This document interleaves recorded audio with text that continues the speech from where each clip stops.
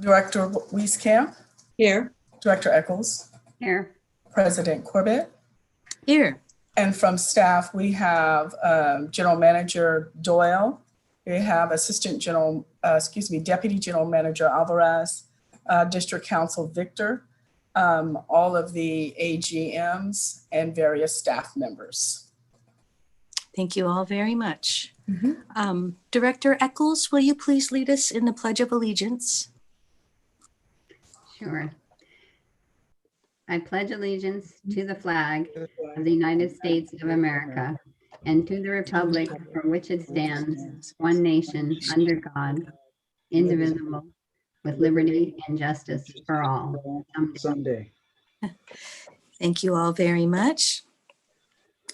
So today's regular meeting is held in accordance with Governor Newsom's executive order allowing for board members to participate remotely during our COVID-19 pandemic. And we have an opportunity for public comments to be submitted in several ways. If the clerk could please go over that briefly. Yes, Madam President. They are submitted via voicemail, and the voicemail number is 510-544-2016. You could leave a message and we will transcribe it and provide it for the meeting today. The other way is actually provided on the agenda, and that's via email. And the agenda, just to let you know that the agenda is posted on our website and in our breezeway the Thursday before the meeting. And in this case, it was posted on Thursday, October the 15th. If you're interested in speaking during public comments, you could simply send myself, yburial@EB Parks, an email. And to participate, you would be using the Zoom link. Thank you. Thank you very much. You're welcome. And a motion is in order to approve the agenda. So move. Moved by Director Wieskamp, Second. seconded by Director Rosario. Madam Clerk, can you please call the roll on that motion? Yes, Madam President. Director Eccles, Present. Director Coffey, Aye. Director Wieskamp, Aye. Director Wasby, Aye. Director Lane, Aye. Director Rosario, Aye. Madam President Corbett. Aye. Thank you. It's unanimously approved. Thank you so much. Unanimous on the agenda. Any questions or comments on the process, board members, before we go to public comments? All right. Madam Clerk, do we have any public comments? Yes, Madam President, we received an email from Tasha Ame, and that was yesterday. And the email reads, I am an East Bay Parks member for over 5 years. Recently, on October the 17th, I went to Lake Chabot and attempted to park in the parking lot with my membership. I was informed the parking lot was full and parking is not being enforced. I pay well over $100 a year for a family membership, so I can specifically park at the parks for free. Now I am unable to park because of non-paying visitors. Is the park going to reimburse me or give me a discount on my membership for the 2021 year? Also, with over 100 parking spots, I assume that is well over $500 plus of lost revenue for the parks. Why are you not enforcing parking when I am a paying member and I can't even park anymore? Is my membership now subsidizing all the visitors? Tasha Ame, Castro Valley. Thank you very much. And You're welcome. please refer that to the appropriate staff to formulate a response. I will. Thank you so much. Mhm. All right. The next item on the agenda is item C, which is our special update from the general manager on COVID-19. Good afternoon. Oops, Mr. General Manager, are you here? There you are. Good afternoon, Mr. General Manager. Please proceed. Thank you very much, Madam President, members of the board. As you probably have read and heard many times, where the country is having an additional surge in COVID outbreaks, primarily in other areas, but continuing to have additional infection rates in California. However, some good news is that in Contra Costa and Alameda County, there are additional relaxations occurring in each county, Alameda County in particular. Remember that Alameda County's, who's ever the most restrictive between the two counties prevails. And so being a 2-county district, we're trying not to have a lot of differences. But the good news is we're seeing a better trend in the East Bay. We anticipate an additional improvement in Contra Costa County as well. We were notified there should be additional changes. Most of those relaxations do not directly impact the district, but there are some, as you probably have seen, children's play structures are being relaxed as long as protocols are being adhered to. Right now, our operations staff is surveying all of our children's play areas, our structures, to make sure, one, while they've been shut down, that nothing has occurred that has damaged them or is not functioning properly for safety. And two, developing with the staff who has play structures a process to reopen those and to make sure they're being properly checked and maintained. It is still the responsibility of users who are using our facilities to still adhere to those safety protocols of the health departments. But we are planning to open additional play areas for the public in our parks. I think that's a really important thing, and we're very happy to see that. We still want to be very careful. Secondly, there are now opportunities for more group gatherings, including some that we can look at as far as limits on people.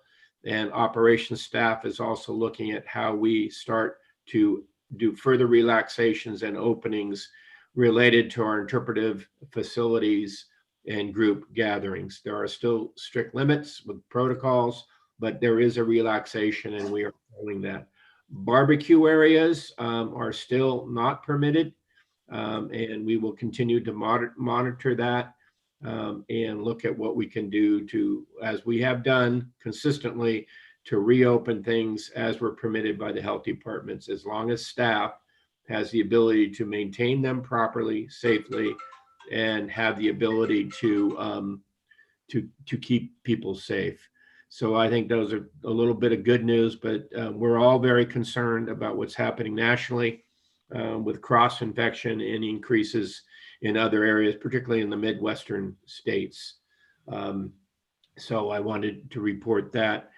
I also want to just do the reminder again that the best way to prevent spread is to keep yourselves and your coworkers within the established protocols that we have in our operation manuals, that we have posted, to wear a mask, keep your distance, and still not gather in large groups. That has been what has kept us safe. And I want to be clear that since the very beginning of the COVID infections, we have a total across the entire district of only 5 cases that have impacted employees. Only 2 of those were at the workplace from somebody coming in, from a staff member coming in to the workplace infected from offsite. So we have had no internal infections within the district, and we're very pleased with that. However, we have had very clear direction on what to do if someone feels sick or is experiencing some of those potential COVID symptoms. And I would like to just want to remind that of the 2 cases, there were only 2 cases again that actually fit the definition of a confirmed work-related COVID exposure out of the entire district. The CDC guidelines and operational definition of exposure is having a close contact within 6 feet or a period of 15 minutes or more with an infected person. Whenever an employee notifies the park district that they are experiencing any of those symptoms from COVID, or they believe they have been in contact with potentially an infected person or have been tested positive for COVID-19, a risk assessment is initiated immediately in an effort to prevent additional spread in our work sites. Human Resources and our infectious disease officer have conducted over 75 risk assessments, with many of which were triggered by the potential COVID-19 concerns that occurred off the job site. So we have not had, other than 2 in district infections, we have had none, but we are very closely monitoring anyone who feels sick should go home. They should contact their health services, but also notify our HR department. But we're being very strict about these protocols, but it really is not complicated. Wash your hands, 6 foot distance, and wearing a mask. And so we're seeing a pretty good adherence, both very good from our staff. Really appreciate the staff keeping each other healthy, and we continue to encourage the public to follow the same protocols. We are very pro-mask in the East Bay Regional Park District, and we believe in the good science that has been brought forward by the medical experts to keep everybody safe. So I wanted to make sure that even though we're seeing a surge in the country, we're seeing some improvements in the East Bay, we want to keep it going in the right direction, especially as we get into eventually some fall weather. We haven't seen any rain on the horizon yet, but we know that that's been a CDC concern from day one, that as we get into more flu season, fall and winter weather, there's a potential of additional surge. And so we're adhering to our protocols, we're doing it right, and we will continue to keep that communication going and to make sure that we're following up on any of those potential infections. So again, to date, we only have 2 work-related infections of somebody coming to work infected. And so we're very happy the staff is following the protocols, and we're very proud of what we put in place to keep people safe. So I wanted to make sure that with the fall season coming forward in the news on more infections, that maybe we had some good news in the East Bay Regional Park District and in the East Bay. So thank goodness for everybody who is really trying to keep everybody safe. That is my update on COVID today. And I wish everyone well and really appreciate everybody's cooperation. Director Lane. So, and by when you're saying barbecue areas are closed, does that mean no picnic tables are available? Is that what you're saying? The picnic areas are still have restrictions in groups, but I'll let Carol, whose staff did the review of that, respond to that. Thank you. Director Lane, Carol Victor, District Council. The Alameda still has picnic areas being closed, but when we reached out to them regarding some nuances in the public health order, they indicated that another order might be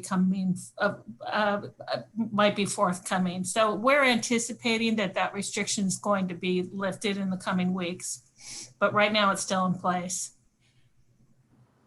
And what we're really trying to do, Director Lane, is incrementally open like we did a week ago with the campgrounds and stuff, and we'll continue to do that. And I just really want to thank Jim O'Connor and his staff for following up on these things. But the next opening will be limited groups and the ability to use children's play structures. Director Rossby. Yeah. The locally picnic tables seem to be open, as well as play structures. So, Director Rossby. Thank you. Yeah, Robert, I was wondering, do we have a plan to open or start collecting fees at the kiosk in some parks?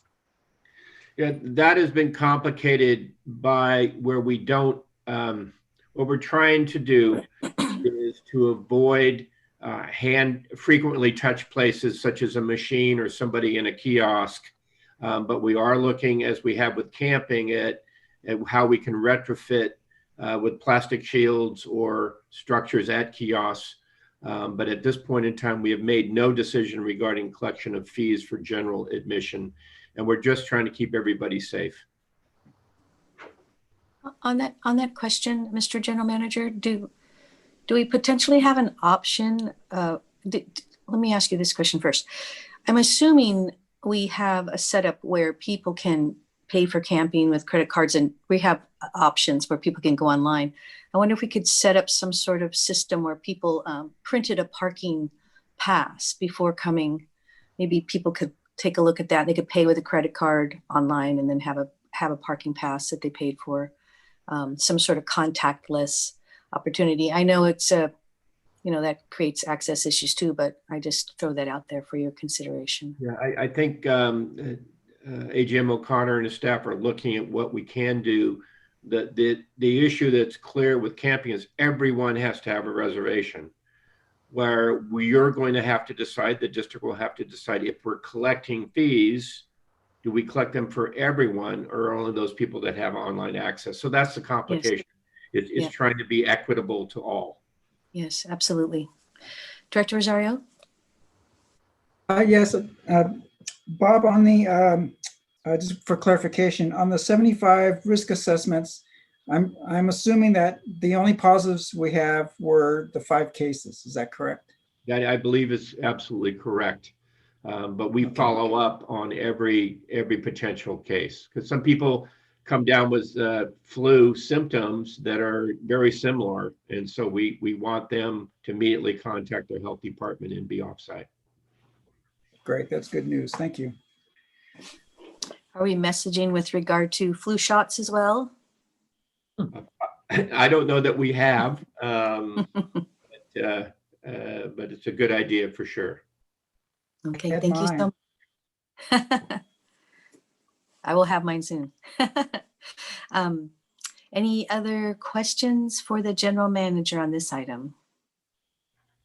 All right, thank you all very much. We can go on to the next item, which is the consent calendar. Madam Clerk, are there any items which board members have pulled for questions? Well, Director Corbett, you have pulled item E, and I believe that's going to be a small presentation. And then items F and G, there were questions on. Directors Lane and Rosario had their questions answered on item F. Your question on G regarding the Dell computers was responded to, but I do not know if you've had an opportunity to read it yet. Yes, I'm fine. I'm fine with that response. Okay, so then everything was responded to. Okay, thank you very much. Unless any other board members have something that they have a burning desire or something. Anything else, board members, on the consent calendar you would like to have pulled? All right, so we'll go to item E for a presentation. And that is authorization to enter into an agreement with Bear Flag Robotics for an agricultural lease of up to 45 acres, Coyote Hills Regional Park. AGM O'Connor. Thank you. Mr. AGM. Good afternoon, President Corbett, members of the board. Jim O'Connor, your Assistant General Manager of Operations. I've also got with me our Business Services Manager in Operations, Tiffany Margolisi here. And just a couple of, I'm glad we have an opportunity to answer your questions regarding this item. We did go through an RFP process, a request for proposal process, and Tiffany's going to talk about that a little bit and talk about the details of the Bear Flag Robotics proposal. So I'll pass that off to Tiffany. Good afternoon. Thank you for joining us. Thank you, President Corbett and board members. Tiffany Margolisi, Business Services Manager for the Park District. And I do have a presentation, which I will share my screen. If you'll wait one moment.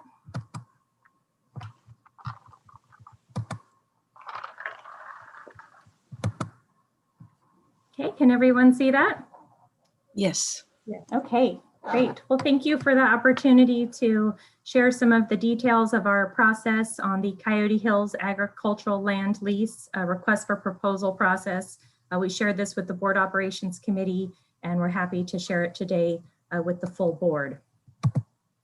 My presentation will just give a brief overview of the location of this lease area, a brief background, and talk about our competitive and transparent request for proposal process and timeline. I'll also talk about our recommendation and the expected revenue with our recommendation. So this was an agricultural land lease RFP for Coyote Hills. It's an approximately 45-acre agricultural lease area. I'm not sure if you can see my cursor, but it is this brown area here. It's just adjacent to Patterson Ranch Road. It has not been farmed since 2017 due to the lack of well on site. And so the next presentation from the Acquisition, Stewardship, and Development Division will be elaborating on the well project, which is completed planned for completion in fall 2021. I also, as a just introduction to this area, want to point out that the well is the first step in getting this area fully operational as an agricultural area. There also needs to be an irrigation system or water distribution installed after the well is completed. And that has not been determined if that would be done. Ideally, that would be done by a future agricultural lessee who's willing to make that capital investment. Before I leave this map, I'll just also point out that in the brown area, this total area is a little bit larger than the 45 acres, but the very westernmost reaches here are too wet and saline for farming. So the farmable area is about 45 acres. So as AGM O'Connor pointed out, we did go through a request for proposal process that was extensive. We started back in May with an open proposal, and we had a mandatory site visit. We did a lot of outreach for this RFP to make sure that the word got out, we had a good turnout, and that the farming and agricultural community really knew about this opportunity. We had a good turnout at the site visit, which was Wednesday, June 3rd. Over 30 people attended, even in the height of COVID. So we did the tour with social distancing and masks in place. And we went through several opportunities for question and answer. All of our question and answers are posted online. So all applicants receive the same information at the same time. We only received one proposal, and I'll talk a little bit more about that. But here is just the overall timeline to illustrate that we really went through a detailed process to get the best response possible. Here's some of the entities that we reached out to. Of course, we put it on our website. We did the traditional legal ads. We also did a direct mail to 15 farming entities. We had it on the UC Berkeley and UC Davis Cooperative Extension, the UC Berkeley Farming Program, the Alameda and Contra Costa County Resource Conservation Districts, and the outgoing lessee, Doug Perry from Perry Farms, also distributed through his Ag Council networks. And one thing we saw is that the word traveled very fast. So we posted it on some sites, it was reposted. And so we feel that there was a good communication about the farming opportunity. Despite all of that outreach and the great turnout at the site visit, we did only receive one proposal, and that is from Bear Flag Robotics, who we are recommending as an interim lease. Initially, our RFP was for a 10 to 15-year long-term lease opportunity, and because of the turnout that we got and the well project not being complete, we are recommending Bear Flag Robotics as an interim. The Bear Flag Robotics was established in 2017, and they're based in the city of Newark. And their mission is to reduce the cost of growing food and to increase global food production through automation technology. So they take off the shelf, or off the shelf tractors and retrofit them with a self-driving technology. So Bear Flag is seeking a test site for this equipment. And in addition, they will maintain the fields to be farming ready at the Park District's direction. And that will include disking, broadcast seeding, and cover crop. And this is really important for staff to keep up this land management, agricultural land management, so that we don't allow the fields to go fallow or become overcome with weeds. One winning proposition from the Bear Flags proposal is they're willing to lease as is. They are not, their proposal was not contingent upon the well project. We received feedback from those that attended the site visit that without the well really installed and knowing how it was going to function, that they just weren't ready to put in proposals at this time. Over the past year or so, Bear Flag Robotics has been operating at Coyote Hills under an encroachment permit. And they've had a very good working relationship with staff, and staff is pleased with their work. Regarding the expected revenue of this lease, they are proposing $1,000 a month to pay the Park District. And just as a comparison, a couple of comparison data points here, the previous lessee, Perry Farms, paid about $6,750 a year for the same area. So this proposal from Bear Flags is paying more, so it's an increase in revenue as compared to our former lessee. And in response to some of the questions regarding sort of the market for this type of lease, we did an internet search from the US Department of Agriculture Statistics Service, and this rate being proposed is more than twice the national average, according to USDA, for non-irrigated farmland. So there's a couple different ways to look at this. I think we're really also looking at the alternative, which was it was the only proposal. If we didn't have a lessee in place, we would not have we would possibly need to look at alternatives, actually paying someone to do the work that we need done. So then regarding the term, since this is a interim type of situation to have the well get developed, we're looking at a short-term lease, and staff is proposing a 3-year term with a possible 2-year extension. So that's the overview. So again, this was our recommendation to Board Operations Committee for Bear Flag Robotics with a initial 3-year term with a 2-year extension for $1,000 a month. And with that, I will stop my share and see if there's additional or any questions. So I do have some questions. I asked that this be pulled so that we could have the report. I appreciate the reporting out of the Operations Committee on their recommendation. But I did have a few questions about this particular project, and I would, my proposal is that perhaps we could pull this to get some of the questions answered and bring it back.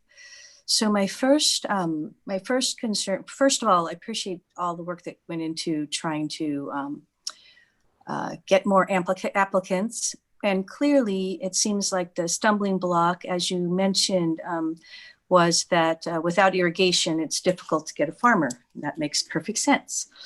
And in noting the fact that we will very likely later on this agenda approve a project that will allow us to repair the well in preparation for future farming on the site to be ready by the end of 2021, which is just about a year from now. I'm just wondering if we might consider a few things.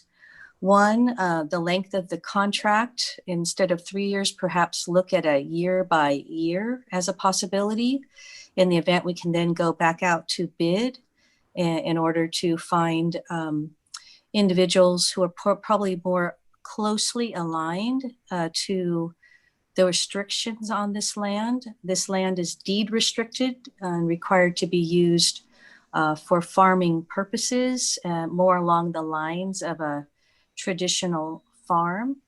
So I wonder if perhaps we might consider that, so that we can really be more in line with the spirit of that request, that we use the land in that way. So that's one concern that I have, that I wish we would explore. And then in addition to that, I do appreciate you supplying the information with regard to the cost of farmed land as an average across the country. However, one thing that stood out to me is we are leasing 45 acres of land in Silicon Valley for only $1,000 a month, not to a farming interest, but to a business who is using the land to test a product. And I think I would feel differently if we were leasing the land to a nonprofit or a farming organization, an educational organization. So I'm a little concerned about the perception of the Park District leasing the land for that kind of price to a business interest. That's something that jumped out at me. So my hope is that perhaps we could look into this just a little bit further and bring it back to address those concerns. Yes, Jim? Excuse me, AGM O'Connor. Thank you. Just a couple of thoughts on this, and we'd be more than glad to bring it back and do some more research on the item. We have time to do that. A couple of thoughts is, one is, if Bear Flag wasn't providing this service for us, we would have two options, essentially: to keep this under tillage, essentially, and keep the weeds down, and also to provide a cover crop, which would improve the soil conditions for our future farmer, hopefully once we get the well in place. So we would either have to have our staff do the work, and that would probably incur some additional equipment, which we're actually working on in relation to Ardenwood. And we would also have that additional staff time to manage that with some equipment rental. So the other option would be to pay somebody to do that. It's really difficult in the location we're at to get people with the proper equipment to do that. So we'd be paying for that service to do that maintenance tillage at this location. So yeah, I understand your point that, we have a technology company that's utilizing public lands, but they're essentially doing a maintenance activity for us. They're not farming a commercial crop that they're going to have for sale, which is a profit point. So they're really essentially providing a maintenance service for us that we would either have to contract out or do internally. So I just want to make those couple of points, but Yes. obviously the board's discretion is how they want us to move forward at this point. Yeah, and I do understand that, AGM O'Connor. I appreciate the fact that they would be planting cover crop as well for the benefit of the soil, and I could go on and on about that. But I definitely understand that part of it. But to lock us into a 3-year contract with again a business entity, as opposed to the type of usage, which is really more directly representative of the restriction on that land. I mean, the land is it was given to us with the idea that that would be farmed land, not be used as as Bear Flag would use it. So my hope is maybe we can take a look at the length of the contract, and maybe do a little more research how much a business entity rents a plot of property for, and maybe come back with a little more information. I just want to avoid the perception of not doing what we are supposed to be doing on that land by the restriction, and then also whether there's any gift of funds, which I'm not implying that, but I just hope we can take another look at that and address some of those concerns. Yes, Director Wieskamp. This is a very unusual property, and I've been involved in it. Seems like a lot of my involvement is at Coyote Hills with one project or another. And I certainly hope we're going to move forward with the well. I think I like the idea if we can make it year to year. And I have no problem with the price, because there are very few people like this anywhere in the area, and maybe we could look into that so everybody feels more comfortable with it, who could use the property and yet make it useful for us. My grandfather was a farmer. I know a lot of them I don't think Texas is totally different than California, but cover crops are very important in revitalizing the soil. What I think we might find out, if they would be willing to have some classes such as from the Future Farmers of America, other groups come in and observe what they're doing and understand why robotics may be an important part of modern farming. There may be some other groups that could do this. My hopes is that we're going to end up with someone. This is a small piece of agricultural land. Not everybody's going to want to do it. And I think it's going to be someone like the deputy sheriff's group that does agriculture in other areas of this county. But I think what we can do to make it ready for them to do it with the well and with composted soil is going to be very beneficial to them. And I certainly want that to happen. But I think if we could get a year-to-year contract, that makes sense to me. And because they're in Newark, it's pretty easy for them to bring the equipment over here and test it. It works for them, and I think it works for us. That would be my suggestion. Thank you very much, Director Wieskamp. Director Rosario? Yeah, this is my second shot at this. I was on the board operations, but with the development of the well, possibly next year, it totally makes sense to go a year-by-year contract. And in the operations committee, Matt was saying that there was a possibility, the park supervisor, did they ever decide on what the cover crop was going to be? I don't think we have that specific information, Director Rosario. Okay. I can give some recommendations. I would welcome that. Thank you. But I think maybe what you were getting at is cover crop is really great for the soil, and you can also look into cover crops that are great for the nearby habitat of the wildlife. That would Absolutely. be nice as well. Yeah. Yes, I think do I see another hand? Yes. Carol. Oh, sorry, Carol, you're off my screen, please. Go ahead. Board President Corbett, Carol Victor, District Council. Just with respect to the agricultural conservation easement that's on the property, the purpose of it is to conserve the agricultural values and conservation values of this 45 acres. So I do think that this is consistent with the goal of that. And I can this is a non-exclusive list. So it just has to be consistent with the agricultural values and the conservation values.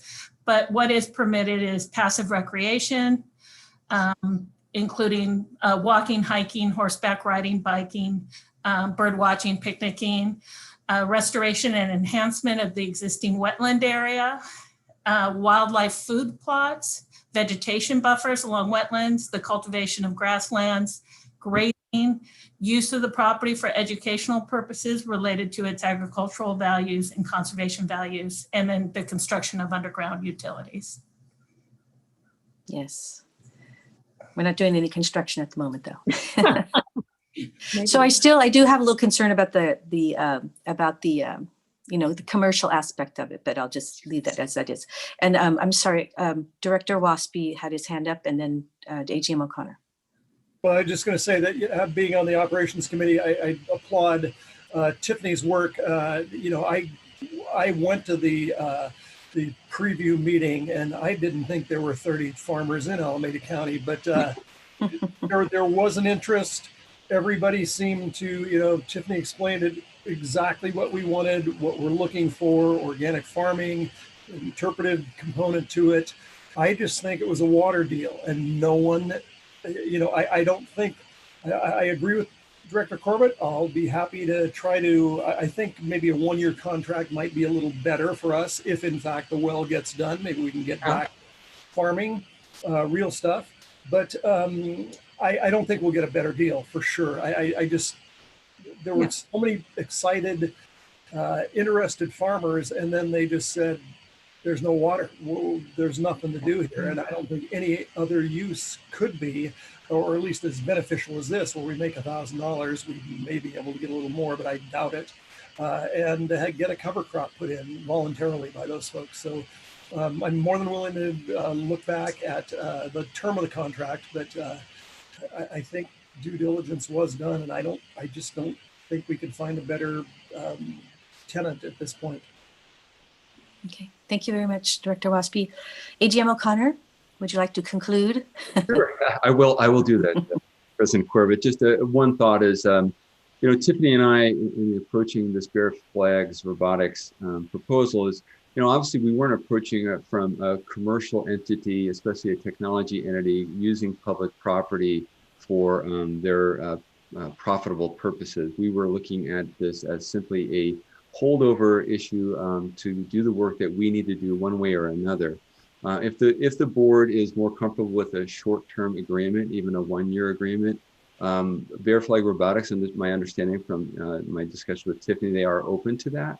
And if that it helps bridge the gap here, meaning if I hear the President Corbett, yourself, and other board members, the intention is get this under a farmer doing actual agricultural work as soon as possible. If that is the goal, then maybe we can work on a shorter term agreement just to hold us over to get to that point. And once the well is in place, then of course we're willing to do the RFP as soon as the well is ready, and then see where we go from there and see if we can get some farmers interested in the property. AGM, do you think it's feasible to move this forward today based on a year-by-year contract? I think I'll just ask Tiffany one more time, but I believe that Bear Flag Robotics would be willing to do that. Tiffany? Thank you. And I believe District Council Carol Victor has a comment. Yes, District Council. Yes, so one suggestion, and I want to thank Jason Rosenberg for sending it over, is that we just change the resolution to that the board, instead of approving a 3-year term with a possible 2-year extension, approves 3 1-year terms renewable yearly. Very good. That I think that addresses everybody's comments, and I'm fine with that. And I appreciate that. I do want to say again, I really appreciate the diligence in seeking out the ability to till that land, and I do understand the limitations and until we, of course, have water on the site. So I do appreciate. I know a ton of work went into this. I want to let you know I recognize that. So thank you. Yes, Director Wieskamp. I think it's really great to do it this way. And I would like to be optimistic and think that well is going to be in next year. But you're talking to a woman who's been waiting for an adjacent project to happen for quite a while. I think the idea of the 1, 1, and 1 is good. And I do really hope that they're open to bringing in and doing a little education for people about modern farming and what it takes. And I think there's going to be an opportunity to do that. So I hope they'll be willing to do that. Yes. Okay. Thank you very much, Director Wieskamp. And I would add to that, I think it would be great if they're willing to bring in people to help share the importance of cover cropping and cover cropping for habitat. I think those would be 2 pluses as well, if they would be willing to entertain visitors to observe. I think that would be great. Great. I think from our prior conversations with the vendor, they'd be more than willing to do that work. Sure. Great. A win-win. Okay. Well, I think we're done. Would anybody like an amended motion? Yes. I just want to make sure that we're clear on that. So what Jason is talking about is in the now therefore be it resolved section. Yes. Let me read you what I think it should. What he's saying is that the Board of Directors of the East Bay Regional Park District hereby approves an agricultural lease agreement with Bear Flag Robotics Incorporated for 3 1-year terms, renewable yearly, and at the Park District's sole discretion for a rent of $1,000 a month, blah, blah, blah. So we would have the ability at the end of each year to determine on our own accord whether we move forward or not, to give us the opportunity, if we've got the well in, to look for farmers farming things besides cover crop. things that like water. All right. Okay. Would anybody like to make the motion as stated by the clerk? So moved. Director Wieskamp makes the motion. Second. Seconded by Director Lane. Thank you very much. Please call the roll on the adoption of item E as amended. Yes, Madam President. Director Wieskamp, Aye. Director Eccles, Aye. Director Coffey, Aye. Director Wasfy, Aye. Director, who did I miss? Director Lane, Aye. and Madam President Corbett. Thank you very much. Madam Clerk, did you get Director Rosario? Director, I don't see him. Director He has Rosario. He has just lost his internet. He has just Okay. lost his internet. We will give him a call. Matthew. We'll wait for him for a moment so he can also be available for the We're consent taking- calendar as well. 7th inning stretch.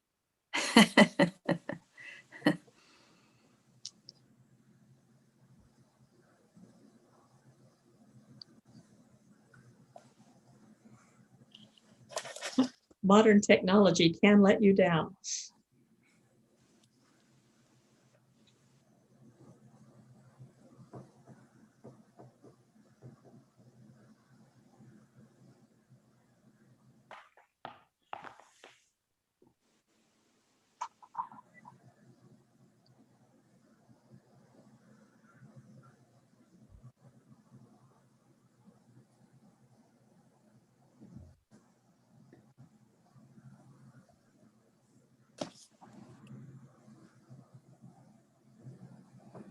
President Corbett, while we're waiting, I just want to express my appreciation to the board to move forward on this with that amendment.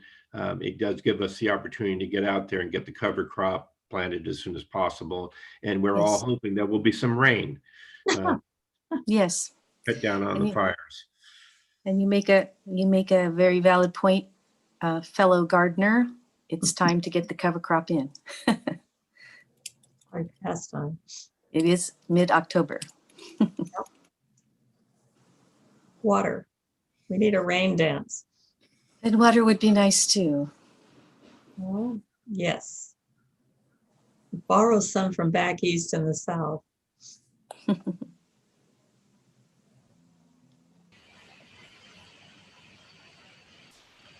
I'm assuming they may have to find some water to water it in as they first plant it, though. So we'll leave that up to them. Robots with little water buckets. There you go. A robot water truck. More Right. ability to experiment. Appeal to the Alameda County Water District. Yes. Evidently D is lost in Oakland. Okay, we have texted, called, and we're not getting anything yet. So I suggested that he try to call in, and so that we can have this vote. So Should we take a quick 10-minute break? we could. So let's If take just that- a quick 10-minute break. Sure. And if we don't have him by video, we'll probably have him by phone by then.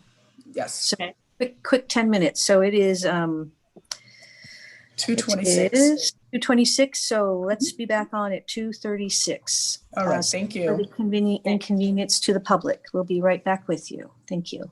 Thanks.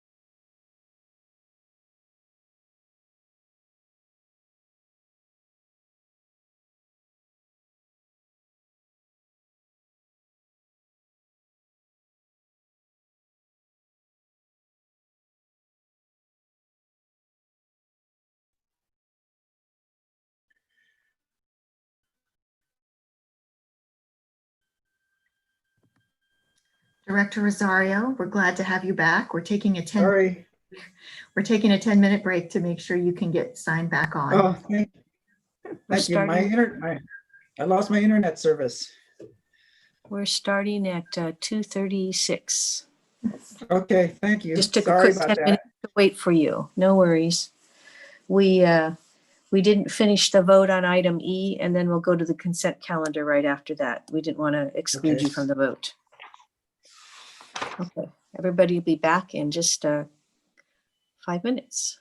Thank you. Okay, great. Technology. Can't live with it, can't live without it. Mhm, yeah. I think that calls for a cookie. A chocolate chip cookie. Yes, chocolate chip, of course.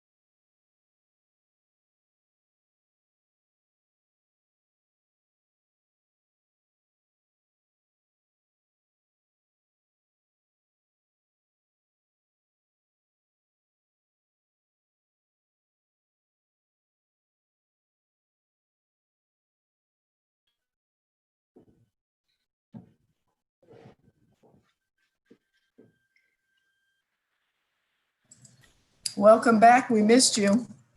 Yeah, sorry about that. Yeah. I was, What happened? You just lost your connection?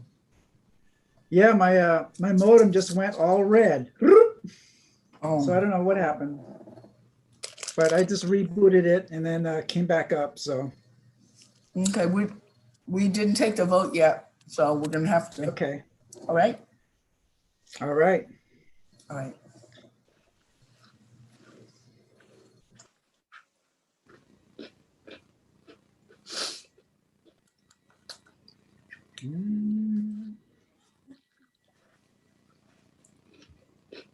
That's a cute picture of you. Is that you and your little boy on the horse? Yes, that was 7 years old, so that was 1958. Oh, it's And that's it. adorable. That was at the High Street Homes, which is right next to the High Street Bridge. Oh, There used to go okay. housing. There used to be all housing projects there. That's right where Tidewater is right now. Oh, okay. Mm-hmm. That's a cute picture.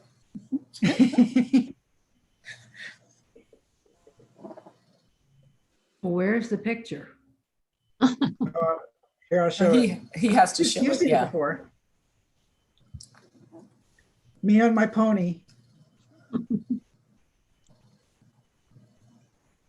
Oh my gosh. Somewhere I have one like that.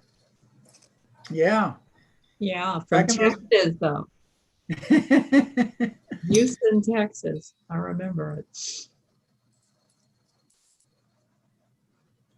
Hey, Dee, is it easy to get a little horsey background like that? I mean, a photo from the past. Well, that was a picture from 1958.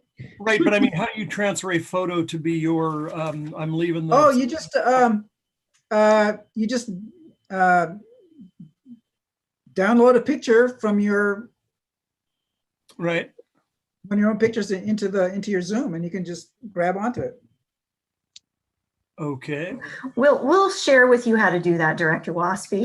Oh, dude, I got a couple of great ones. Wow. I'll share. You guys I do can miss share I with- do miss those pony rides. Yeah. Oh my God. Remember yes, they heard that. used to have them everywhere at parks and even at like church festivals. Everybody had a pony ride. Yeah. Miss those ponies. Lake Merritt used to have ponies. Oh my gosh, you're gonna bring them back again. Come on, guys. I rode them in Tilton. Remember the crowds? That's right. Yeah, Tilden ponies. rides? I think Near- we have near- everybody on. Near the merry-go-round. Yeah. Yeah, we know. We heard that. Yolanda, I'm just looking for your And what? script. It's now buried by about 100 messages, and I shouldn't have closed it. So is someone keeping my video turned off? It says the host won't let me turn on my video. I'm not doing that. Not me. There it goes. There it is. So Director Oh, Corbett, stopped it. Mine too. Director it is. Corbett, Yes. I just wanted to say, I think I'm being told that Director Rosario's internet is still on the edge. And so if we Hit the vote. lose him again, maybe he wants to call in on his cell phone or something so that we have a big break again. Is there, what's, can you give me Are the you phone able to number do? ahead of time? You're freezing. Your picture is freezing, Director Rosario. Oh, Are you can able someone- to just call in now and keep your line open and use it if Yeah. we drop? Yeah, he can do that. can I'm someone give me the sure- number? I'm not sure if your background is making your internet more challenging. Oh, that's probably true. That does Oh, happen. that could be. Yeah, it could be the background. You can remove that. See if that works. Yeah, let's see. Dee, quick, hurry up and just say aye. Aye. A directed vote. Congratulations. Motion passes unanimously. Good thinking.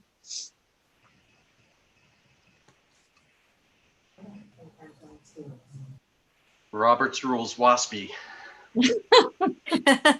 Act before the internet goes down. So Dee, are you still with us? Yeah, And you're gonna get your phone line going, so you're ready to go in case Yeah. we lose you again? can you give me the phone number? Can Is it someone on? please give them the phone number for the Zoom dial-in? Someone? I'll Anyone? text it to you, Director Rosario. Sorry, I was gonna, oh, you got it, Matthew? Will that Okay. work? A text work for you, Dee? Yeah, I'll take care of it. Thank you, Matthew. Okay. But in the meantime, while he's still there, we can still take the vote.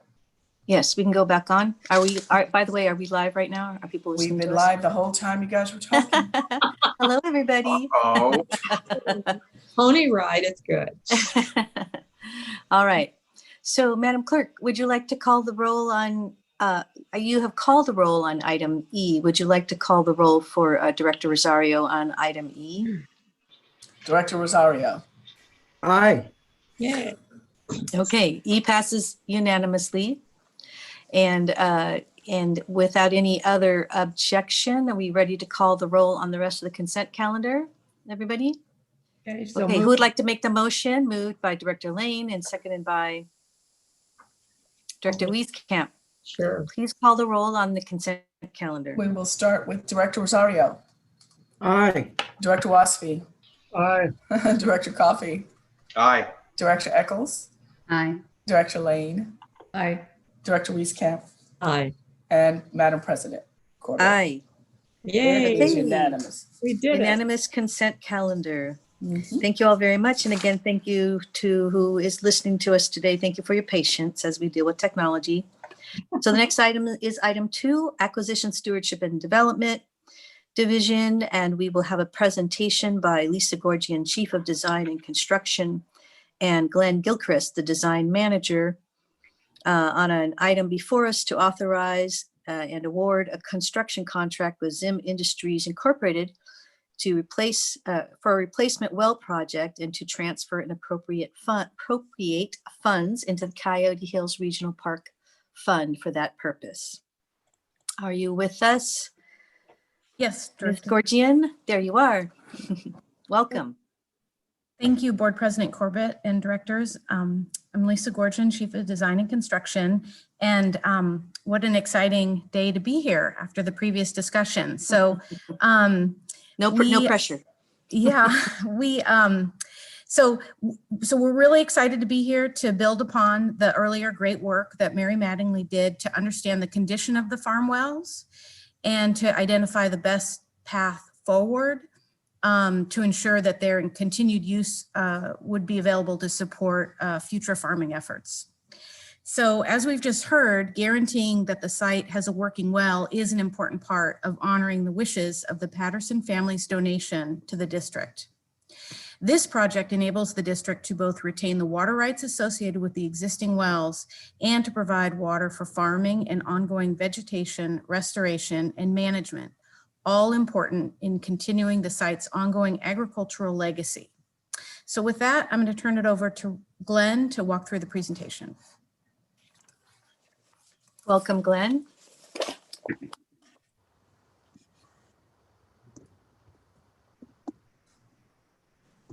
I do not see him. There you are.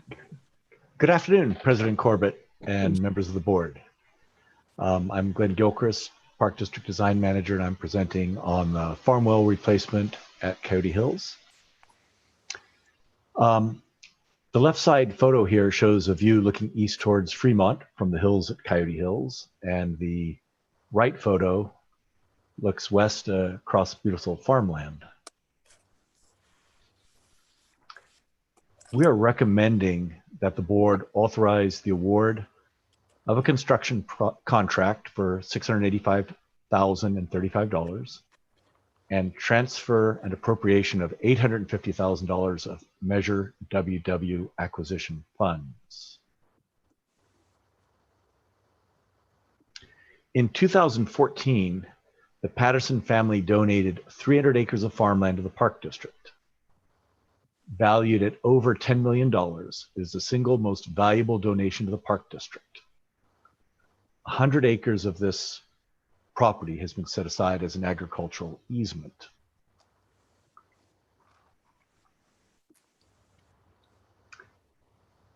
There are 2 wells in the farmable area.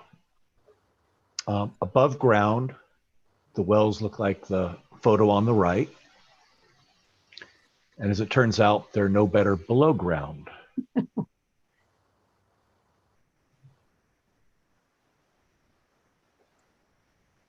The farm wells can produce some water, but not the quality or nearly the quantity required for farming. Both wells on the property were found to be unsuitable, largely due to age and disuse.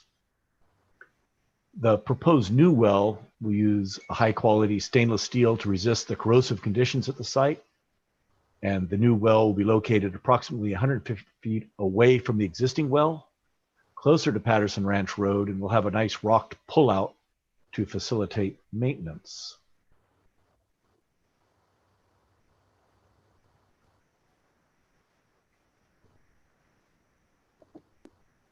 Since the existing wells were not salvageable, the feasibility of a new well was investigated in early 2019, and it was determined that a new well would be viable.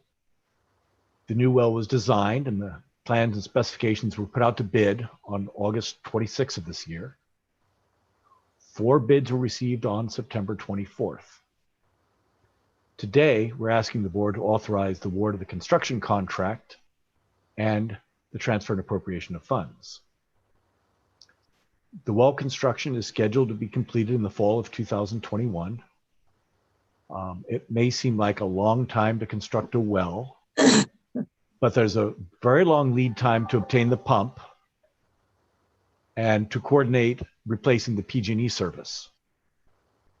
To give you an idea about the pump, it's a $90,000 to purchase and install the pump. It's a very big pump, and so it takes many months to tell the manufacturer what you want and then for have the manufacturer to provide it.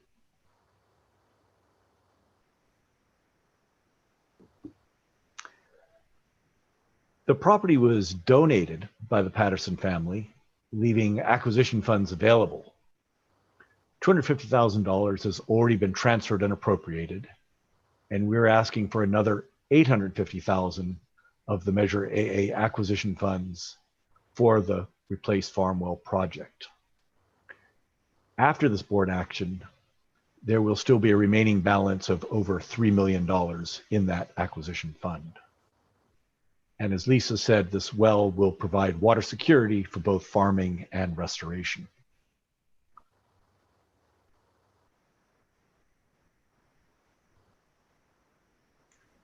So the source of funds was discussed on the previous slide. All of the funds are coming from the Measure WW acquisition funds for Coyote Hills. The use of funds are $685,035 construction contract to be awarded to Zim Industries of Fresno, California, the lowest responsive responsible bidder, and the related construction contingency, project management, inspection, and permit costs.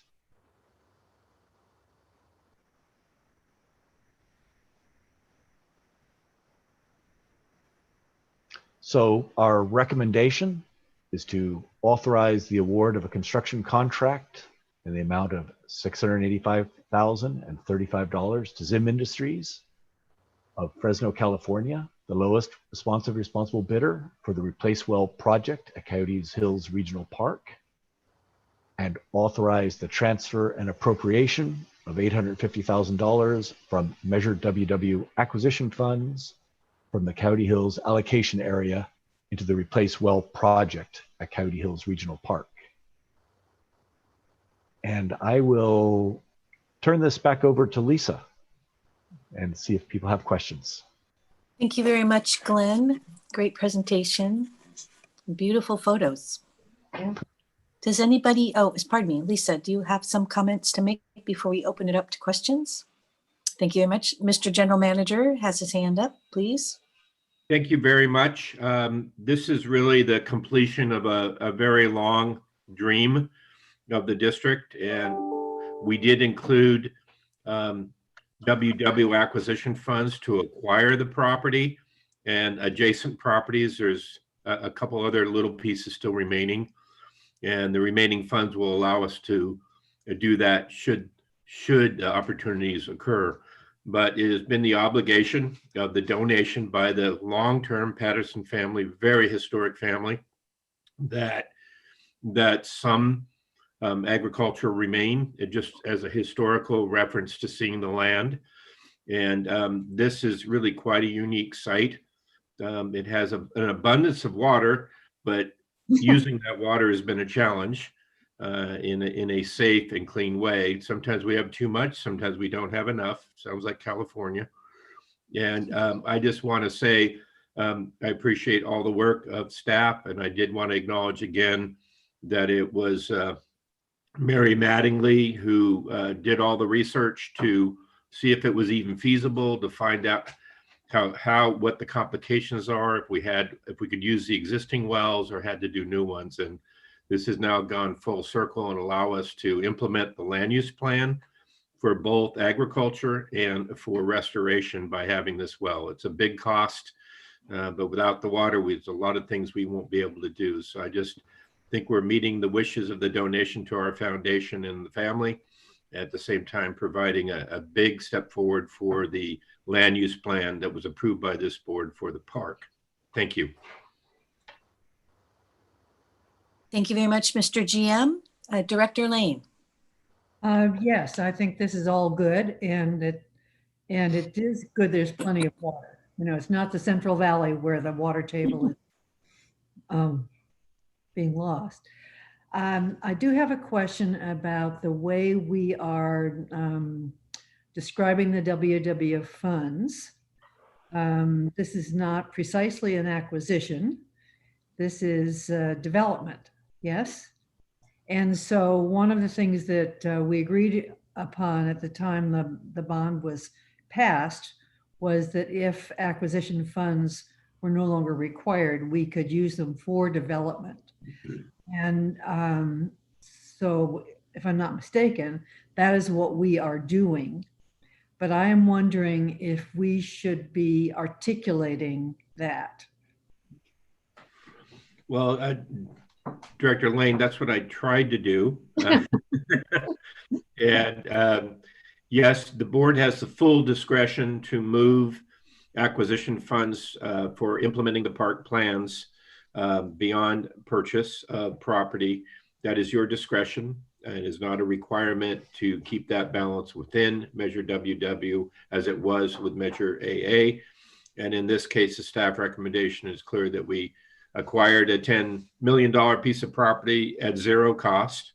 So we have money remaining in the bank. What I would always do to the board is disclose whether we had other acquisitions that would still be needed for those parks, and not to move money away from projects that we still need to complete. In this case, we have money remaining and we have very little property left. So that is the recommendation of staff, consistent with the priority of the board, the priority of the land use plan, and priority of Measure WW. Okay, so I would just ask that the minutes reflect that precisely. Thank you. Thank you very much. Director Rosario. Thank you. My only concern is, do we know how big the aquifer is that we're tapping into? Yes, I think that was something that Mary Mattingly presented to us earlier as well. Yes, Director Rosario, I don't have all the detail here, but I certainly know the geology. Some of the water that used to flow through Alameda Creek and down through the floodplain all the way above Ardenwood Park collected very deep because Coyote Hills itself was a blockage to going to the bay. And so some of that water, I recall, was like 3 million years old. The problem always is that you've got a lot of straws that are pulling water out of there, including some of our own uses at Ardenwood, but there are different layers of water in the strata. And it is the biggest concern out there is saltwater intrusion. Of course, this used to be the biggest freshwater salso or wetland in Alameda County that was changed to agriculture because of the abundance of soil and water. But there is still a large volume. The issue is not the volume of water. The issue is if too many people pull out the water too deep or too long, then you would get a push in of salt water from the bay. So, but there is a lot of water there. Okay, great. That answers my question. Thank you. Director Lane? Well, see now we mention it, we're spending a lot of money on a well here, and are there water needs at the visitor center at Coyote Hills? And has there been any discussion if there are water needs of how this well might assist that? I know it's miles away. Glenn also has his hand up, Mr. GM. Glenn, would you, or go ahead, Glenn. Yes, Director Lane, the water for this well is actually not potable. It is purely for agricultural use. So the water from this well could not be used at the visitor center. And to my knowledge, we have plenty of water from ACWD, potable water from the municipality at the visitor center and Dumbarton Quarry. Yeah. Thank you. Yes, if the board will recall, there's a large reservoir in Coyote Hills underground. And so that was originally a water storage facility. And then when the Nike site was built, they plumbed that area for residential as well as their uses there. And we have upgraded some of those systems in the past, but that's all domestic water that we pay for, whereas this is our water. And we really wanted, keeping water rights is the golden rule, if you can get them, very important. So this is our water for agricultural purposes. Thank you. Any other questions, comments? Director Rosario, I cannot see you. Are you good? Yeah, he's phony. I will assume so. I just wanted to say in conclusion, I know that this is a costly project, but I do very much think it's worthwhile in order to farm the land and for future uses. I think that water is also going to be used for the habitat projects and the other uses of that land, which is extremely important as well. No pun intended. And with that, I do want to also recall fondly Mary Mattingly's report, I believe, to the Operations Committee, where she went into great detail about the water and the level of water and the quality of water, at the depth of which the water was to be found. And it was a whole new, a great tutorial on water. And we even learned some new words that day. So thank you, Mary Mattingly, if you're listening. It was a great report. So with that, would anybody like to make a motion if there's no more questions? Yes, Director Wieskamp. I would love to make a motion to approve this. And I will second your thoughts on Mary and the meticulous work she did on a subject that I doubted she had any knowledge of before she went into it. But you can always depend on Mary to do a thorough job. Yes, the word literal comes to mind. Thank you so much. And who would like to make the second? Director Waspy. So we have a motion and a second. Wieskamp, Waspy. Madam Clerk, please call the roll on the motion. Yes, Madam President. Director Rosario? Aye. Director Eccles? Aye. Director Wieskamp? Aye. Director Lane? Aye. Director Coffey? Aye. Director Waspy? And Madam President Corbett? Aye. It is Unanimous. unanimously. Thank you very much. All right, our next item today is with the Executive Division, a matter brought to my attention by our clerk, Yolanda Burial Knight.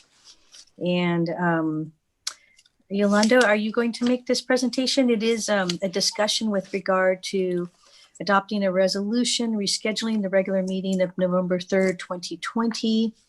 or cancellation. I'm assuming we're probably going to reschedule if possible, in light of the fact that November 3rd, 2020 is our presidential election, and we want to encourage great civic participation on that day.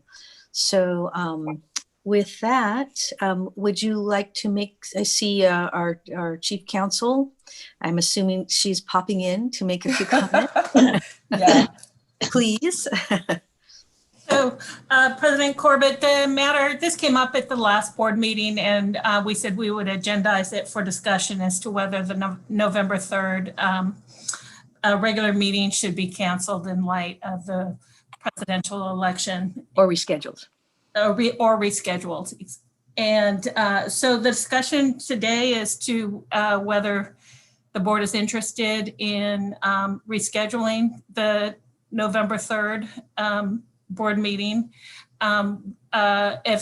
We'd like it to be rescheduled, because then we'll have a regular meeting as opposed to a special meeting if there's need to do board business, or it could be canceled. And alternatively, the board could also consider starting the meeting earlier in the morning if that was something they wanted to entertain. So it's really up to the board as to what they'd like to do with this meeting. I would just start by saying, I think rescheduling might be a good option. I don't know if other board members are interested in cancellation, but I guess we would have to find out first whether scheduling wise, whether it's prudent to cancel that meeting. I just don't know the workload. Can anybody speak to us about that? Whether it's important for us to have 2 meetings in November? I'm assuming it probably is, since we're coming up on budget and we have a lot of other things going on. Does anybody want to weigh in on that? Yes, Mr. GM. Yes, there's always a lot of end of the year deadlines. So I think if the board's considering moving this, it should be moved to a date that's acceptable. I would hate to eliminate one of the last board meetings of the year. Okay, sounds good. Who would like to speak? Madam Clerk, would you like to make a comment?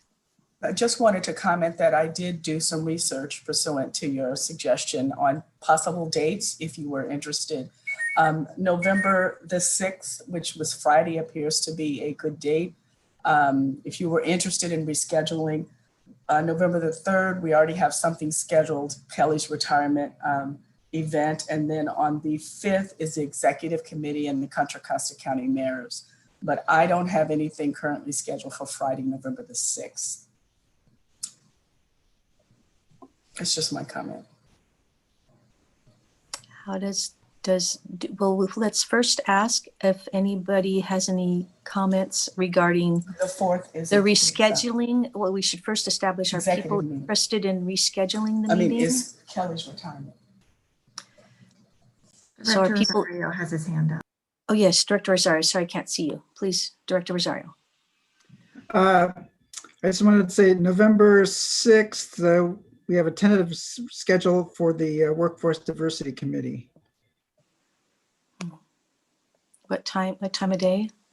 That's from 2 to 3:45. I wonder if that's something we could push back a little and do after the board meeting. Dr. Alvarez, do you know? Yes, Director Corbett, Deputy General Manager, Dr. Ana Alvarez, we can certainly ask our labor partners to make space to accommodate the board meeting. So it's a matter of juggling schedules. Thank you. Are people interested in postponing the meeting? Don't all speak at once. Director Eccles? Sure, I will comment. I will just note that, many elected bodies don't meet on election day, and that this election year in particular, because of the unprecedented nature of this presidential election year, actually a number of retail stores are shutting or just being open half day. I mean, this includes ones that you're all familiar with, like Patagonia and REI and Abercrombie and Fitch, Macy's, Nike. So it's not I think it is worth at least considering whether this makes sense for us. I know for me, I usually take a vacation day on election day so that I can, participate and assist in whatever way that I can. But, so I just wanted to throw that out there in terms of the possibility of postponing. I would be supportive of that. Thank you very much. I would just add to that I not only is it election day and people may be voting, Uh-oh. Oh, no, she went silent. Sorry, you lost me she's- for a second. It's She's back. Although I ready. I do know it is a practice of the Park District to allow employees time to vote on election day. I also know one thing I think is a little bit different this year, especially because of COVID, is there is a big call for individuals to help out at polling places because many people who typically run the polling places are not working this year because of COVID concerns. So there's a big draft to get people to come in and work those polling places. So I think it is a day where there's plenty of opportunities for people to be involved in civic engagement. And I think if it's not too much trouble for staff, that it would make sense for us to postpone the meeting for a few days so that people can be available to be involved as they wish in activities on Tuesday, the election day. Those are my 2 cents. Yes, Director Lane?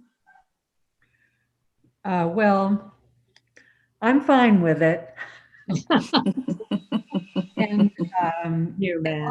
as long as we can manage to keep it in the same week and get the work done, I think that in a lot of ways, this is an election day like no other. And it's fine for us to recognize that. Thank you. Anyone else? Yes, Director Wieskamp? I absolutely agree. I think this is a defining moment in America's history. It is a very important day, and I think the 6th would work just fine for me. And if you need to do it earlier in the day, I'm fine with that. Thank you very much. Any other directors wish to weigh in on this? Director Waspy? Sure, I'm fine with the 6th. Thank you. Director Coffey, does that work for you? I will go with the flow. It all works for me. Okay. All right. It does sound like we have consensus for November 6th with possible rearrangement of a committee meeting, maybe starting the meeting a little bit earlier so there's less of a conflict for that committee meeting, if that's possible. And General manager has his hand up. Pardon me? We do have General a resolution. manager.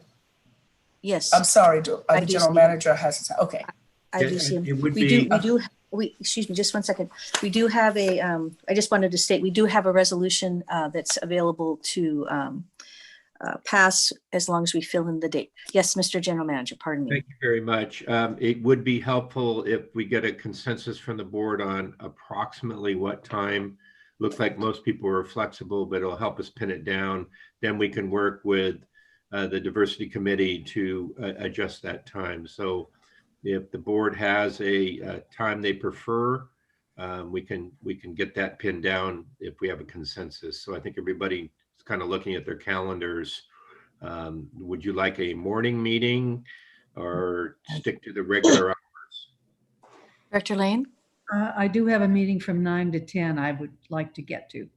Okay. Okay. Anybody else? So closed session at 10, 11. meeting at 11. Does that sound feasible? Director Lane, does that work for your timing? Oh, I'm sorry. Mute. You're muted. Yeah, because of course we're not meeting in person. Yeah, true. Not driving there. You just have to go like this to your buttons a few times, and that will be the commute. Okay. Does that feasible to start at 10, Director Lane, or a little later? Okay. Is everybody Sounds good. okay with Everybody okay with starting at 10 Friday morning? Everybody good? Looks like everybody's good. Dee, I can't see you. Are you good? I'm good. Okay. And you're okay Yolanda? too? Director Eccles? Yes, she's got her thumb up. Good use of the Zoom. Thank you. Carol? All right. And, Director Vic, and Direct- our attorney would like to Yeah. jump in and make sure we're not getting in trouble. Yes. No, thank you, Board President Corbett. We're not getting in trouble. I just want to, but we did have the time for the meeting to start was a resolution. So I just want to confirm that the resolution will be to reschedule the November 3rd, 2020 meeting to November 6th. And the starting time will be 10 o'clock for closed session and 11 o'clock for open session. Does that sound good for those of you who schedule closed sessions? Fine. Does that sound good? Yeah. All of you, Realistic. all of you leadership types there? Thank you. Okay, so we have a resolution before us authorizing us to reschedule the November 3rd regular meeting to November 6th, 2020 for the closed session to begin at 10 a.m. and the regular session to begin at 11 a.m. And I am sure that our council will make sure that the language is appropriate and the resolution, the final resolution is drafted for signature, reflecting that. Would anybody like to make that motion as stated? So moved. Moved by Director Rosario, seconded by Director Waspy. Please call the roll on that motion. Director Eccles? Aye. Director Coffey? Aye. Director Wieskamp? Aye. Director Lane? Aye. Director Waspy? Aye. Director Rosario? Aye. And Madam President Corbett? Aye. Thank you all very much.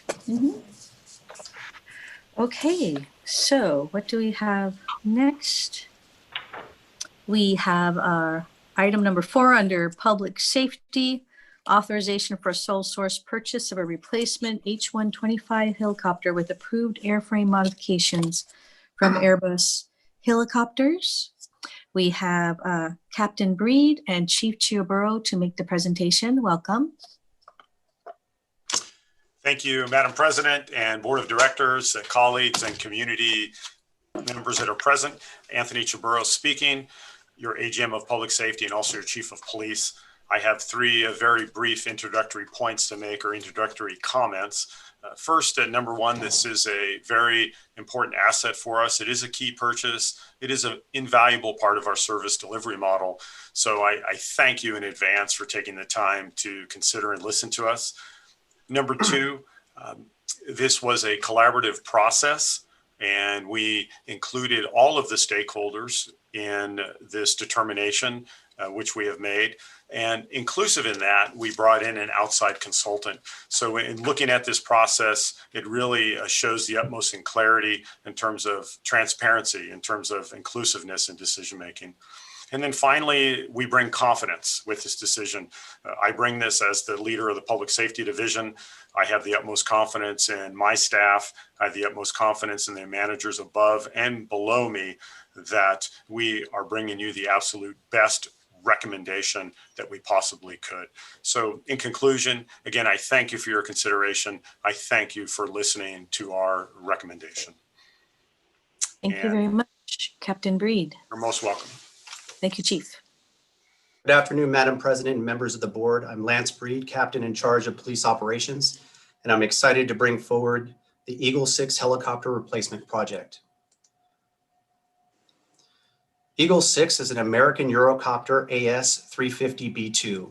It was purchased in 1999 as a 1998 model. The effective service life of this helicopter is 20 years. It has outdated safety and performance ratings. The power rating for this engine in Eagle 6 is significantly less than the capabilities of Eagle 7.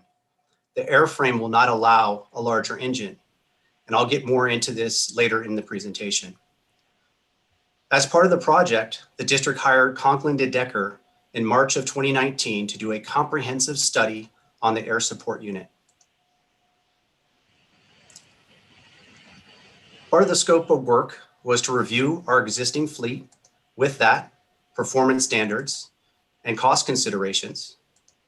Also identify the current and future missions of the unit, the consultant observations, and also department and district interviews with stakeholders. Based on the discussions with the district personnel and the stakeholders, the nature of the firefighting mission, the following parameters were used to evaluate the candidate helicopters: useful load, both internal and external, mission endurance, hover capabilities, water drop capabilities with a 200-gallon goal, cabin volume and seating, number of engines and production status, purchase price, and variable operating costs.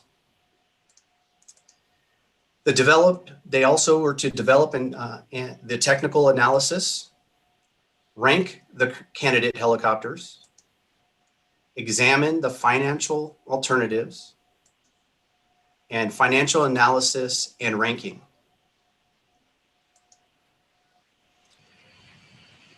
In June 2020, we received the final report.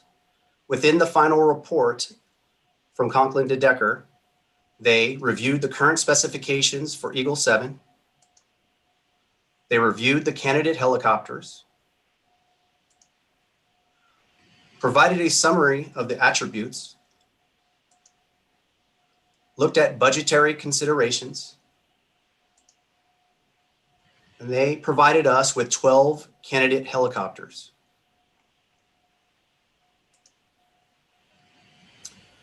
Those recommendations were reviewed by the Helicopter Oversight Committee. The ad hoc committee included staff from Public Safety, Finance, Operations, and the General Manager's Division, which reviewed options for replacing Eagle 6. Factors such as mission critical needs, water carrying capacity, and cost were reviewed.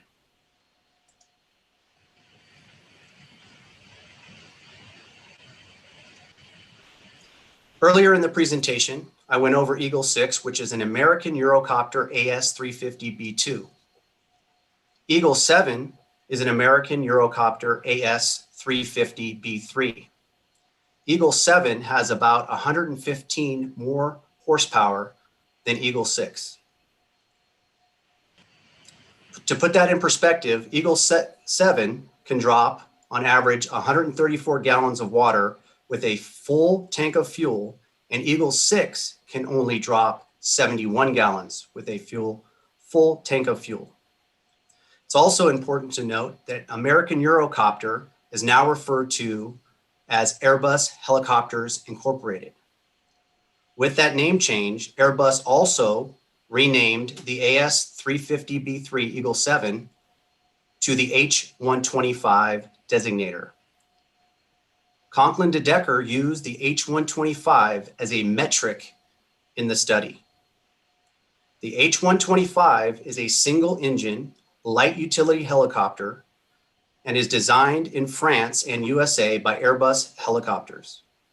Besides the Park District, agencies such as CHP, the Long Beach Police Department, LAPD, Oklahoma City Police Department, and Orange County Sheriffs all use this type of aircraft. The Helicopter Oversight Committee reviewed the 12 candidate helicopters identified by Conklin de Decker, and the committee narrowed the candidate helicopters down to 3. And those 3 are: the first candidate helicopter is the Airbus H-125. It has a mission endurance of 2.9 hours. On average, it can drop 144 gallons of water. The estimated acquisition cost for the airframe is $3.7 million. Cost per gallon dropped is about 42 cents. Cost per hour is $550. Overflight noise level is 84.4 decibels.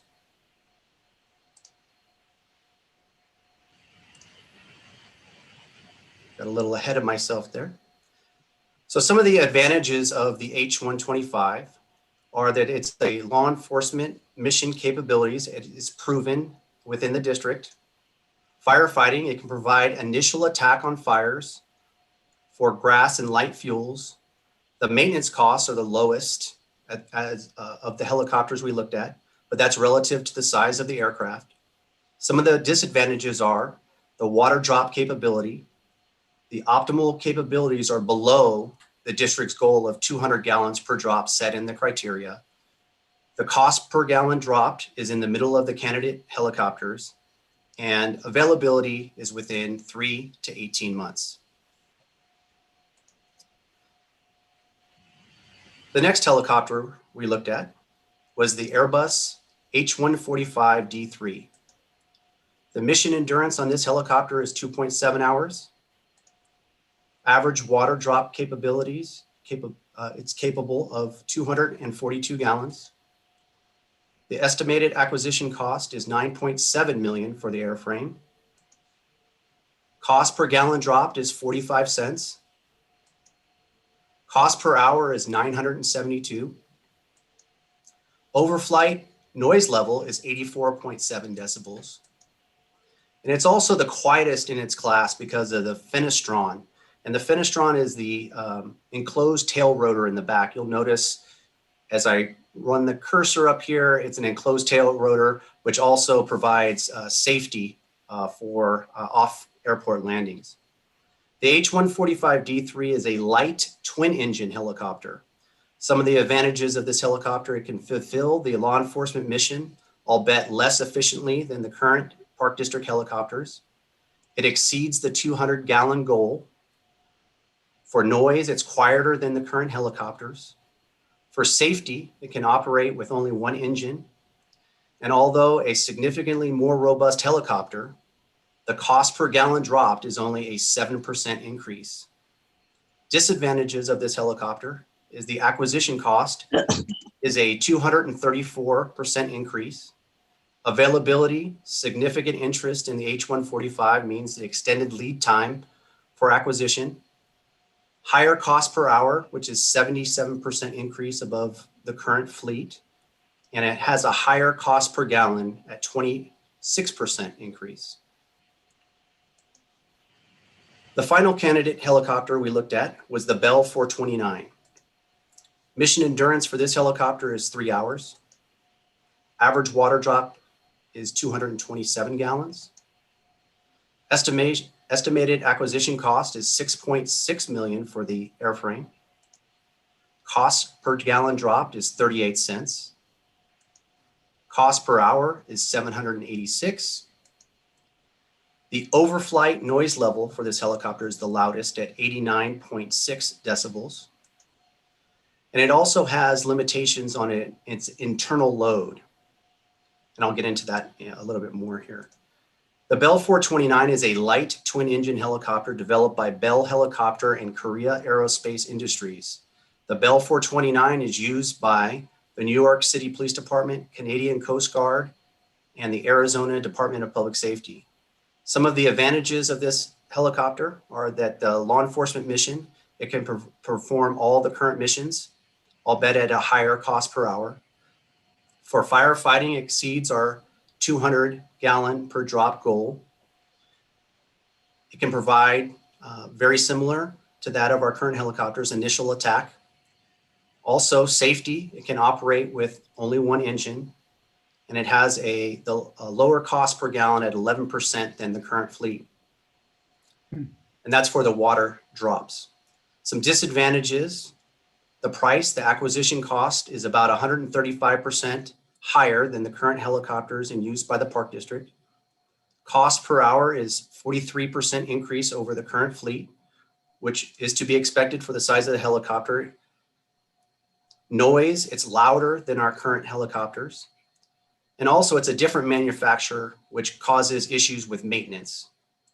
Also availability is between 9 and 12 months.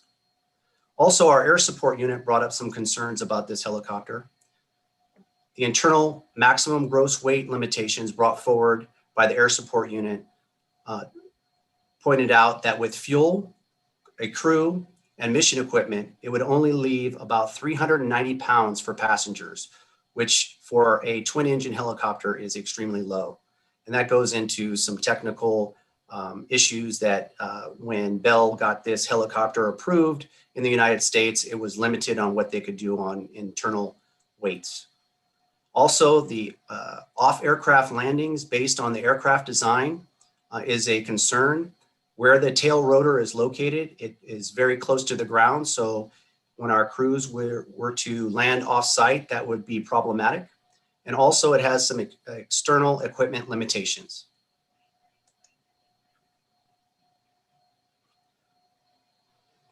So the Helicopter Oversight Committee further narrowed down the choices to the Airbus H125 and the H145D3. You can see highlighted in the middle of this chart that the H125 can drop 144 gallons and the H145D3 can drop 242 gallons. But also in bold, the estimated purchase price for the airframe only is $3.7 million versus $9.7 million for the H145. Staff looked into possible funding sources such as CAL FIRE grants from the state of California and PG&E to find additional funding sources. As you will see on the chart, our project has approximately $6 million currently funded. We are anticipating that with the sale of Eagle 6, they will receive between $100,000 and $300,000, bringing the total of the project up to $6.3 million. As you'll look on the left-hand side, an H125 fully equipped with mission equipment is approximately $6.1 million, and a fully outfitted H145 D3 with mission equipment is approximately $11.9 million, which would leave a $5.6 million gap. And that's where I just briefly touched on in the beginning. We looked into possible funding sources such as CAL FIRE, grants from the state of California, and even contacted PG&E to see if we could find some funding sources with no avail.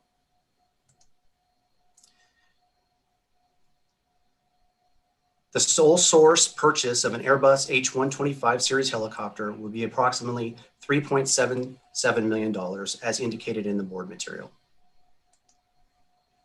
So as a recap, selection process, we secured a consultant to study air operations for the next generation helicopter. We conducted the study,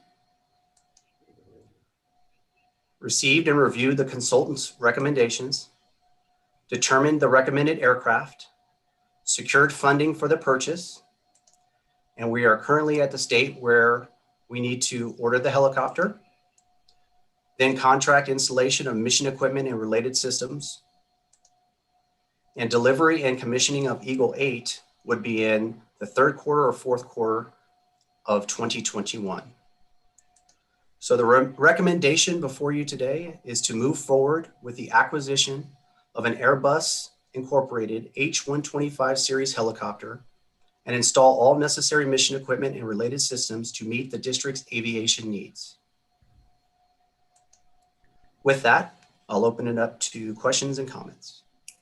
Thank you very much, Captain Breed and Chief Chioburrow. Thank you for that very thorough presentation, Captain Breed. I think the GM would like to make a comment. Please go ahead, Mr. GM. Thank you very much. And thank you, Captain, for an excellent presentation. I wanted to maybe go back to the full screen if possible for the board. I'm trying to work on that here. No hurry, no hurry. Obviously, this is a major, major decision for the district. And I strongly support the mission, but I also want to say that the mission has changed. We are dropping far more water than we ever had in the history of the district, and that clearly isn't going to lessen with what we're seeing.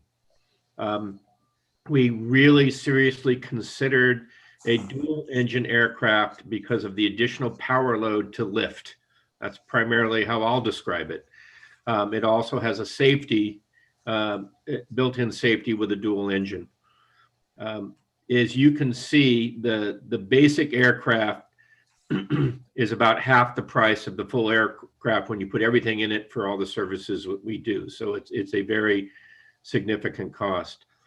The increased cost for an appropriate dual engine is very expensive. And it is also a challenge because at this time we know we have some economic uncertainty in the future. So we have to make a tough decision between what we'd like to have and is justified versus what's in our budget and capability right now. And it is simply a dollar issue. We do believe in the long run, if we continue to see the amount of service requested, and both by CAL FIRE, which we are reimbursed after a period of time at their request, but we're not reimbursed by local agencies. And that is unless CAL FIRE has approved that.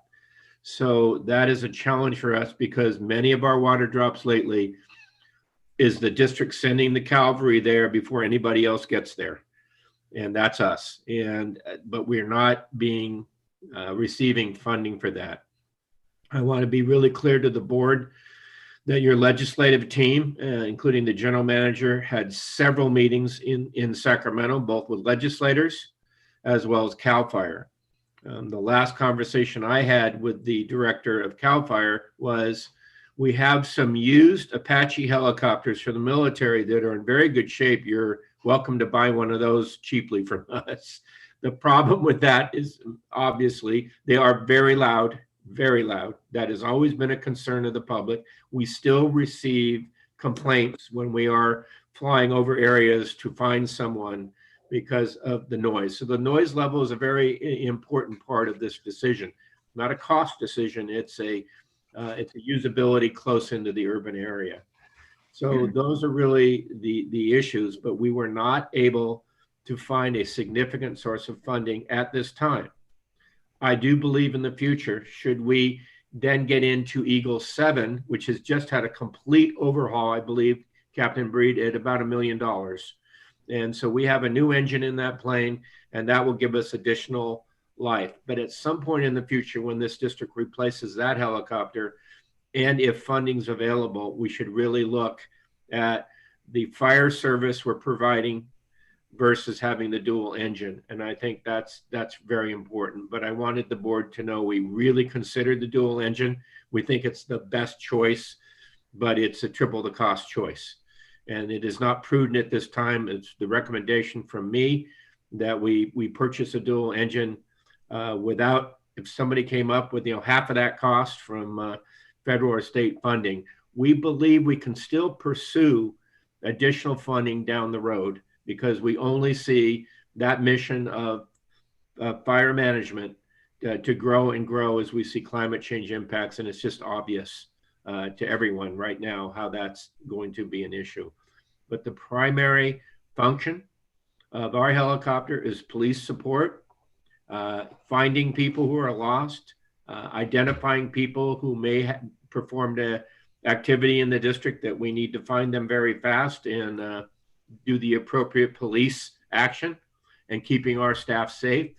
And then the fire element. The original mission of a police helicopter continues, but the issue of fire has grown, and it is a challenge that this district will face in the future. We don't want to see, well, we're down to one helicopter and we're spending another year waiting to get the replacement. So this also is a timing issue. We have to order ahead of time, secure our place in line for them to develop the helicopter, then equip the helicopter with all the things that we utilize as part of our enforcement and firefighting. So that's a big lead time. So this is our best recommendation. If I had a source of money to get a dual engine, I would probably be recommending that now. But there are increased costs to do that, and not only in the purchase, but in the maintenance, because it would be a different kind of helicopter. So I really think this is an important decision. I strongly support the recommendation. Thank you very much, Mr. GM. Does anybody have any comments or questions? Director Lane? So how large are the CAL FIRE helicopters? Are they just great big dual engine one? Because they can sure drop a lot of water and I suppose other things. Director Lane, I don't know if Captain Breed or Chief has a response to that, but they are much bigger, and they are inside capacity bigger as well as water depth, so they can actually take people in, and a group of firefighters. But they also have a much more powerful and louder engine, and the cost per hour is much higher. So Lance, I don't know if you have any more to that. Yes, that's correct. They just went out to bid and they awarded a helicopter purchase for somewhere in the neighborhood of 15 to 20 what are called Black Hawk helicopters, but they're calling them Firehawk helicopters that are specifically designed for CAL FIRE. Very large, robust helicopter that could drop hundreds of more gallons than what we're talking about with a small single engine and light twin engine helicopter. So, yeah, right. You know, I'm inclined to be in love with helicopters since my father was a helicopter pilot in the Marines, and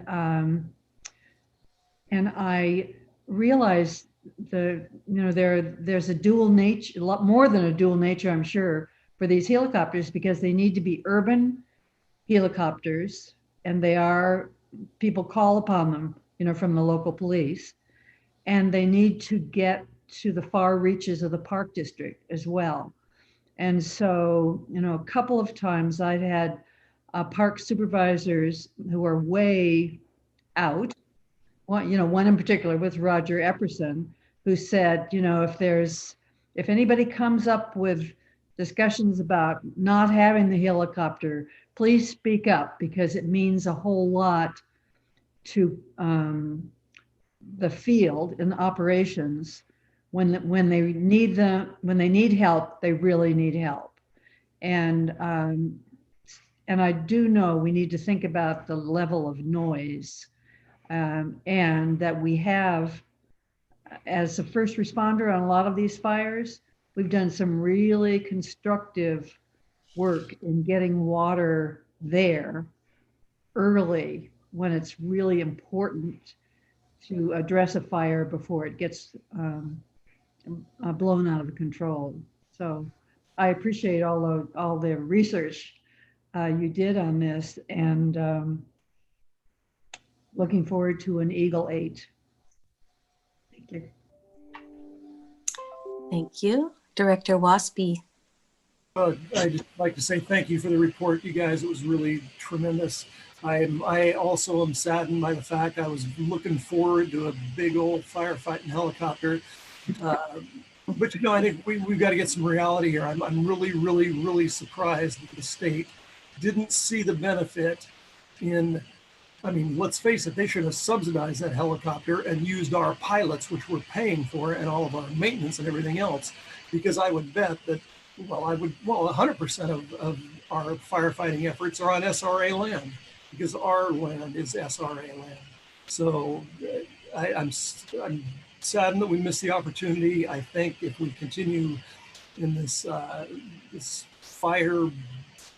California fire thing that we keep doing every year, I think I look forward to in 7 years when we start talking about replacing Eagle 7, that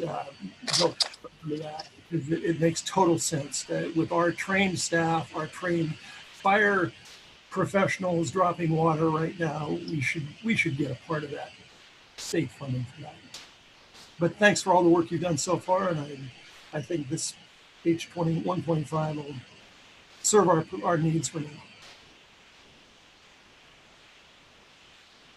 Director Eccles, and then Director Coffey. I just want to quickly thank you for the presentation. It was very well done, very analytical and informative. And so I appreciate the approach and certainly support the recommendation. Thank you. Director Coffey. Thank you. Very good presentation, Captain. Thank you.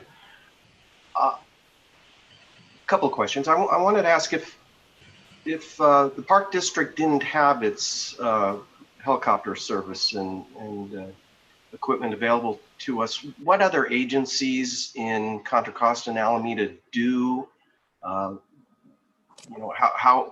would we utilize other agencies' use of helicopters, considering all the acreage we were responsible for? How would that work? Chief Chaburro, did you want to answer that, or you want to? Captain, I think you're on a roll. We're going to stick with you. Okay. All right. The Contra Costa County Sheriff's Office does have a helicopter. They actually have just partnered with Confire as well. So they have Confire 1 and Confire 2, which are H-145, I think D2 helicopters. But they also have a air ambulance service. So they're not always available for just firefighting. So it's, and they don't work 7 days a week. I believe it's only a 4-day-a-week operation. Same thing with Contra Costa County Sheriff. CHP, which flies out of Napa, which you'll see in our jurisdiction in Alameda and Contra Costa County, is available, but not all the time. And the only other one that is in our county region is the Alameda County Sheriff's Office. Just purchased a Bell 505, I believe it's called, which is a very light single engine helicopter that will not have the capability of water drops like we do. Okay, because I think it was noted earlier, we as board members continue to get this question every once in a while. Why you people have these helicopters and go to that expense? You're a park agency.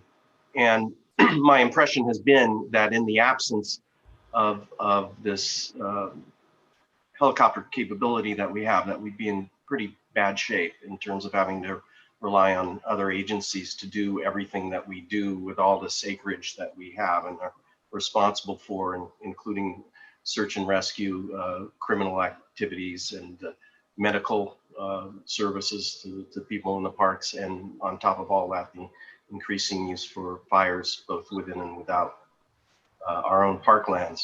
So, you know, I'm convinced and go at some length with these folks as to what we get out of it.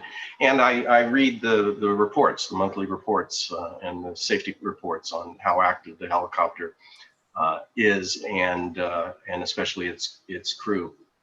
I wanted to ask one other thing about the status of Eagle 7, but let me preface this with there is that I would commend to all of you folks with access to social media to check out.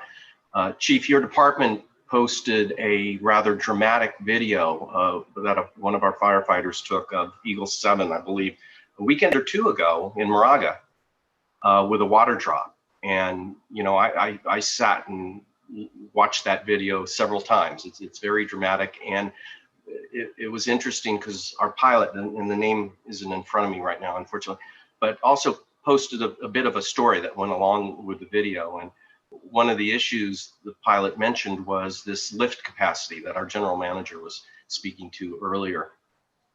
And my impression had been that the engine upgrade was on 7 was specifically designed to allow it to have more water drop capability and have that lift capability. And it was mentioned that we actually have done that upgrade. And so where is Eagle 7 now in terms of its capabilities with water drops? So I can clarify that. So when Eagle 7 went out for its mission suite update, that had nothing to do with the engine, the power plant. The engine is maintained, and we have a power by the hour with Safran, which is a company that maintains our engines. And once they get to a certain hour, it gets replaced. So the power rating on Eagle 7 has not changed. The only thing that we changed recently was the interior with all the upgraded avionics and everything else. As part of that, we updated and we put in a 3-axis autopilot that was never on as a safety feature on Eagle 7. With that, and what the pilot was referring to is on that particular drop, they went in for to release the water, And because of that, because of the reconfiguration of where that button is for the three-axis autopilot, he inadvertently hit the autopilot button instead of the water drop, which caused I'm getting a little technical here, caused the pedals to get a little stiff. So that's why you see the helicopter dip down and then up. So really it was pilot error there. And we addressed that immediately with our safety management system. And that has been, all the pilots have been retrained on where that switch is. But that just shows you that, you know, with these upgrades, we need to constantly evaluate our safety procedures and protocols. So that's what I believe the pilot was alluding to. Yeah, and that pilot's a hero, make no mistake. That video is amazing what these guys do in coming down that low and dropping the water so precisely. And I would recommend everyone, if you get a chance to look at that video. Chief, it's probably still on your site. What you're suggesting though, Captain, is that there hasn't actually been a engine upgrade. And I raised this because, as the general manager knows, I remember when last, in the good old days of February, when we visited DC, we were specifically pitching for FEMA funding or some federal funding specifically for an upgrade to Eagle 7's engine for lift capacity and all that. So is that still out there as a need that we have? So Eagle 7 has the biggest single engine that you can get in that airframe. Same thing with now, the H125 will have a slightly upgraded, but it's basically the same power plant. And that's a light single engine helicopter. So the only way to really increase the capacity of water and the lift would be to go to a light twin. And that was part of the discussions, but that would increase obviously the cost of the overall project. Okay, then maybe my memory's misplaced on what we were pitching in DC in terms of, definitely we're doing some discussions with the agencies about an upgrade for fire purposes. Maybe it was 6. And Director Coffey, that is exactly correct. Though we were pitching it for the new helicopter. We were trying to get help so we could get a larger engine system in there, and we continue to do that. In fact, Chief of our Government Affairs was meeting with FEMA just a week ago and still pitching that we need more help.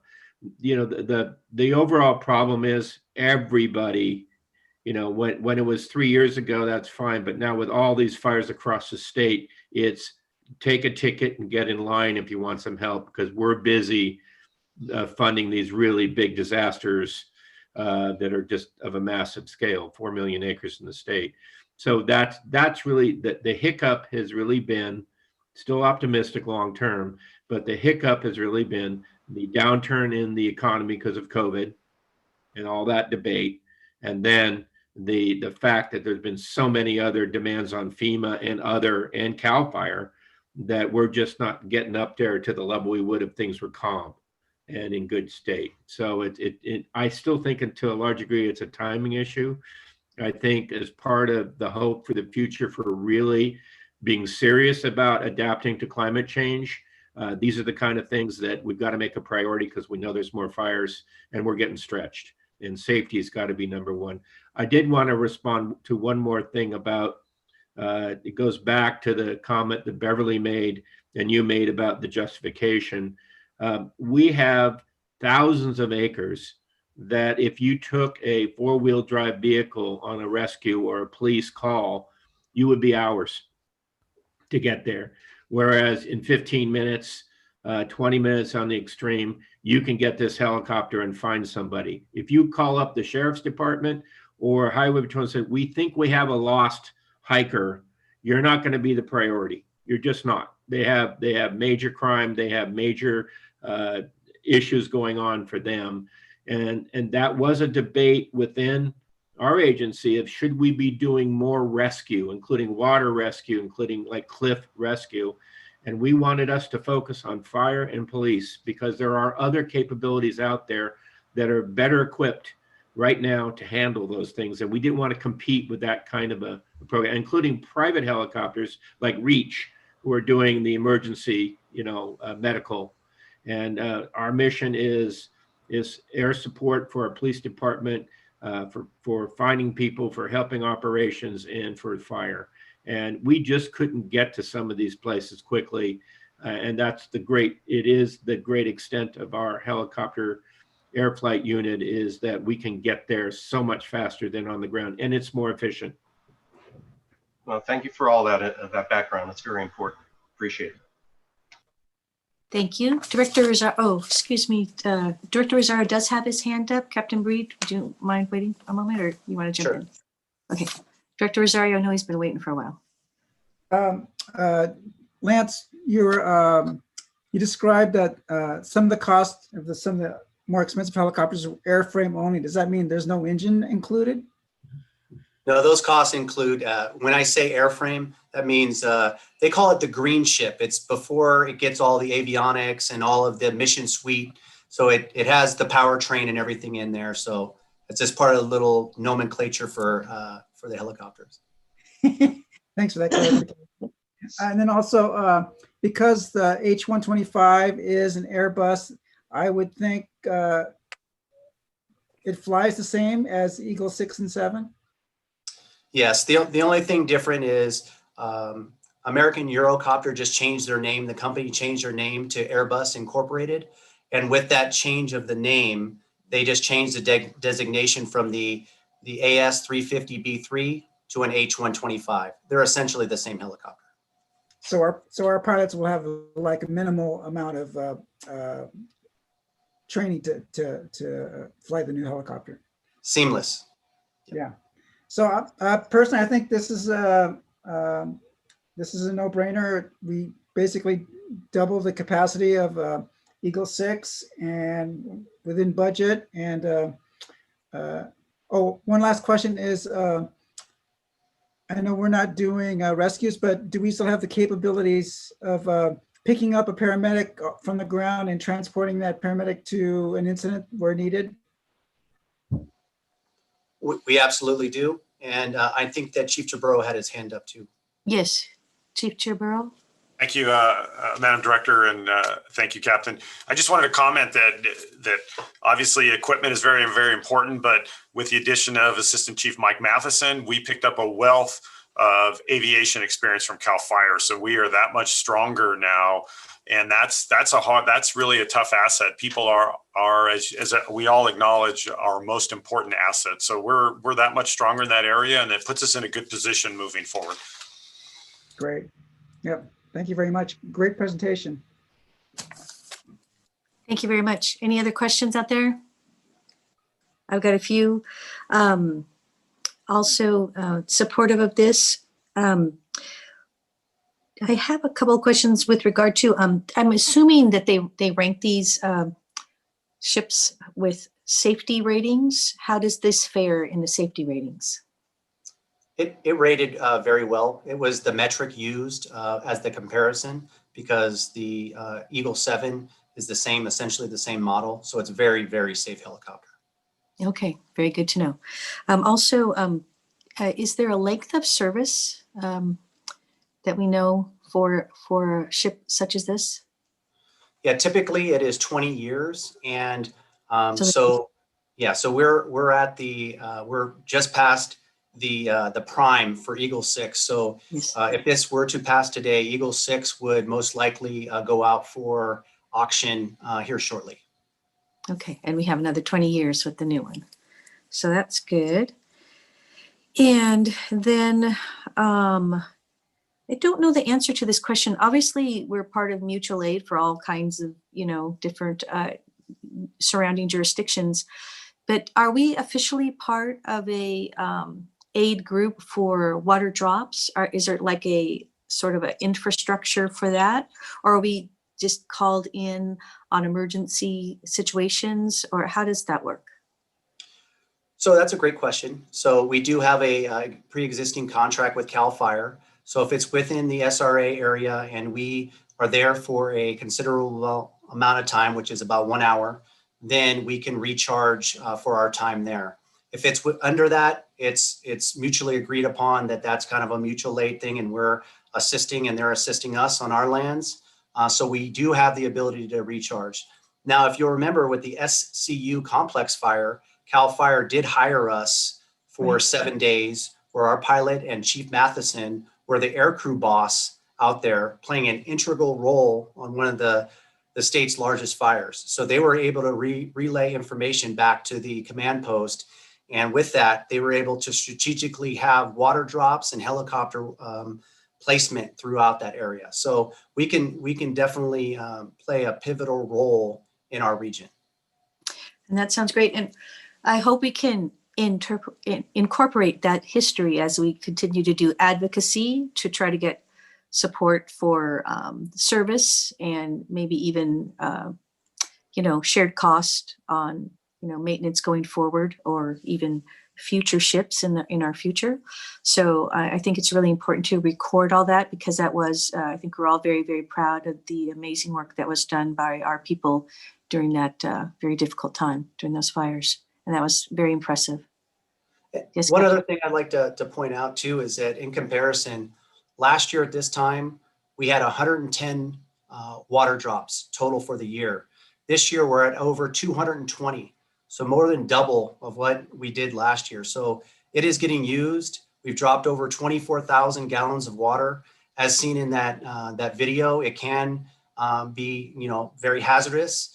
I have been corrected too in that video. We had a malfunction with the electrical plug on there. That's why the water dropped. But I just wanted to, for the record, I wanted to make sure that was clear. But it plays a pivotal role in the district's firefighting efforts, and works in conjunction with all of public safety and operations. And I'm assuming we're probably keeping a really good, strong record that we can, pull into our advocacy efforts on our stories and our successes. That's great, including if there's video or other things, as has been mentioned. I think that's important too. And then my last question would be, typically what other agencies call upon us for assistance with our helicopters? Obviously, you've discussed CAL FIRE. Are there any other agencies who call us in for assistance, including those that may have even their own helicopters already? Yes, that's a great question as well. So not only firefighting, but law enforcement. So a lot of our fellow law enforcement agencies throughout Alameda and Contra Costa County do call us for mutual aid. And that pays dividends for us because we are so spread out and we have a limited amount of resources. Our partners in our law enforcement agencies then assist us when we call for cover. They're very quick to assist us when we're in remote areas. So it really works out well. So the small amount of time that our helicopter will assist another agency, then we get repaid tenfold with cover and the assistance from the other outside entities. That's really, really good to know. Thank you so much. All right. If there are no other questions, would you like to close, Captain Breed, Chief Chiburo, or GM Doyle? Yes, Chief Chiburo, you can do the closing. I just wanted to thank you for your consideration of this. Again, I'm very proud of the work my staff has done, Captain Breed, in addition to Captain Love, who worked with the consultant. So this really was a team effort working together also with our aviators. And thank you, Captain Love, and also with the command staff and the upper management working on this. The Helicopter Oversight Committee, AGM O'Connor, Deputy Director Alvarez, Deputy General Manager Alvarez, Rachel Sater from legal, and that group of robust expertise was very helpful. And we're fortunate to have such a good team approach here along with your support. So thank you. Thank you very much. And of course, all right. Ellen. Oh, pardon me, Jim. Director Corbett, of course, that includes an exceptionally well-trained pilot group. Yes. We're extremely proud of the level of experience and training that they get, and they provide a wide range of services as trained pilots, but also to help the district in many, many ways, including making compelling arguments for the needs of the district. And it's great to have such a great team all the way around.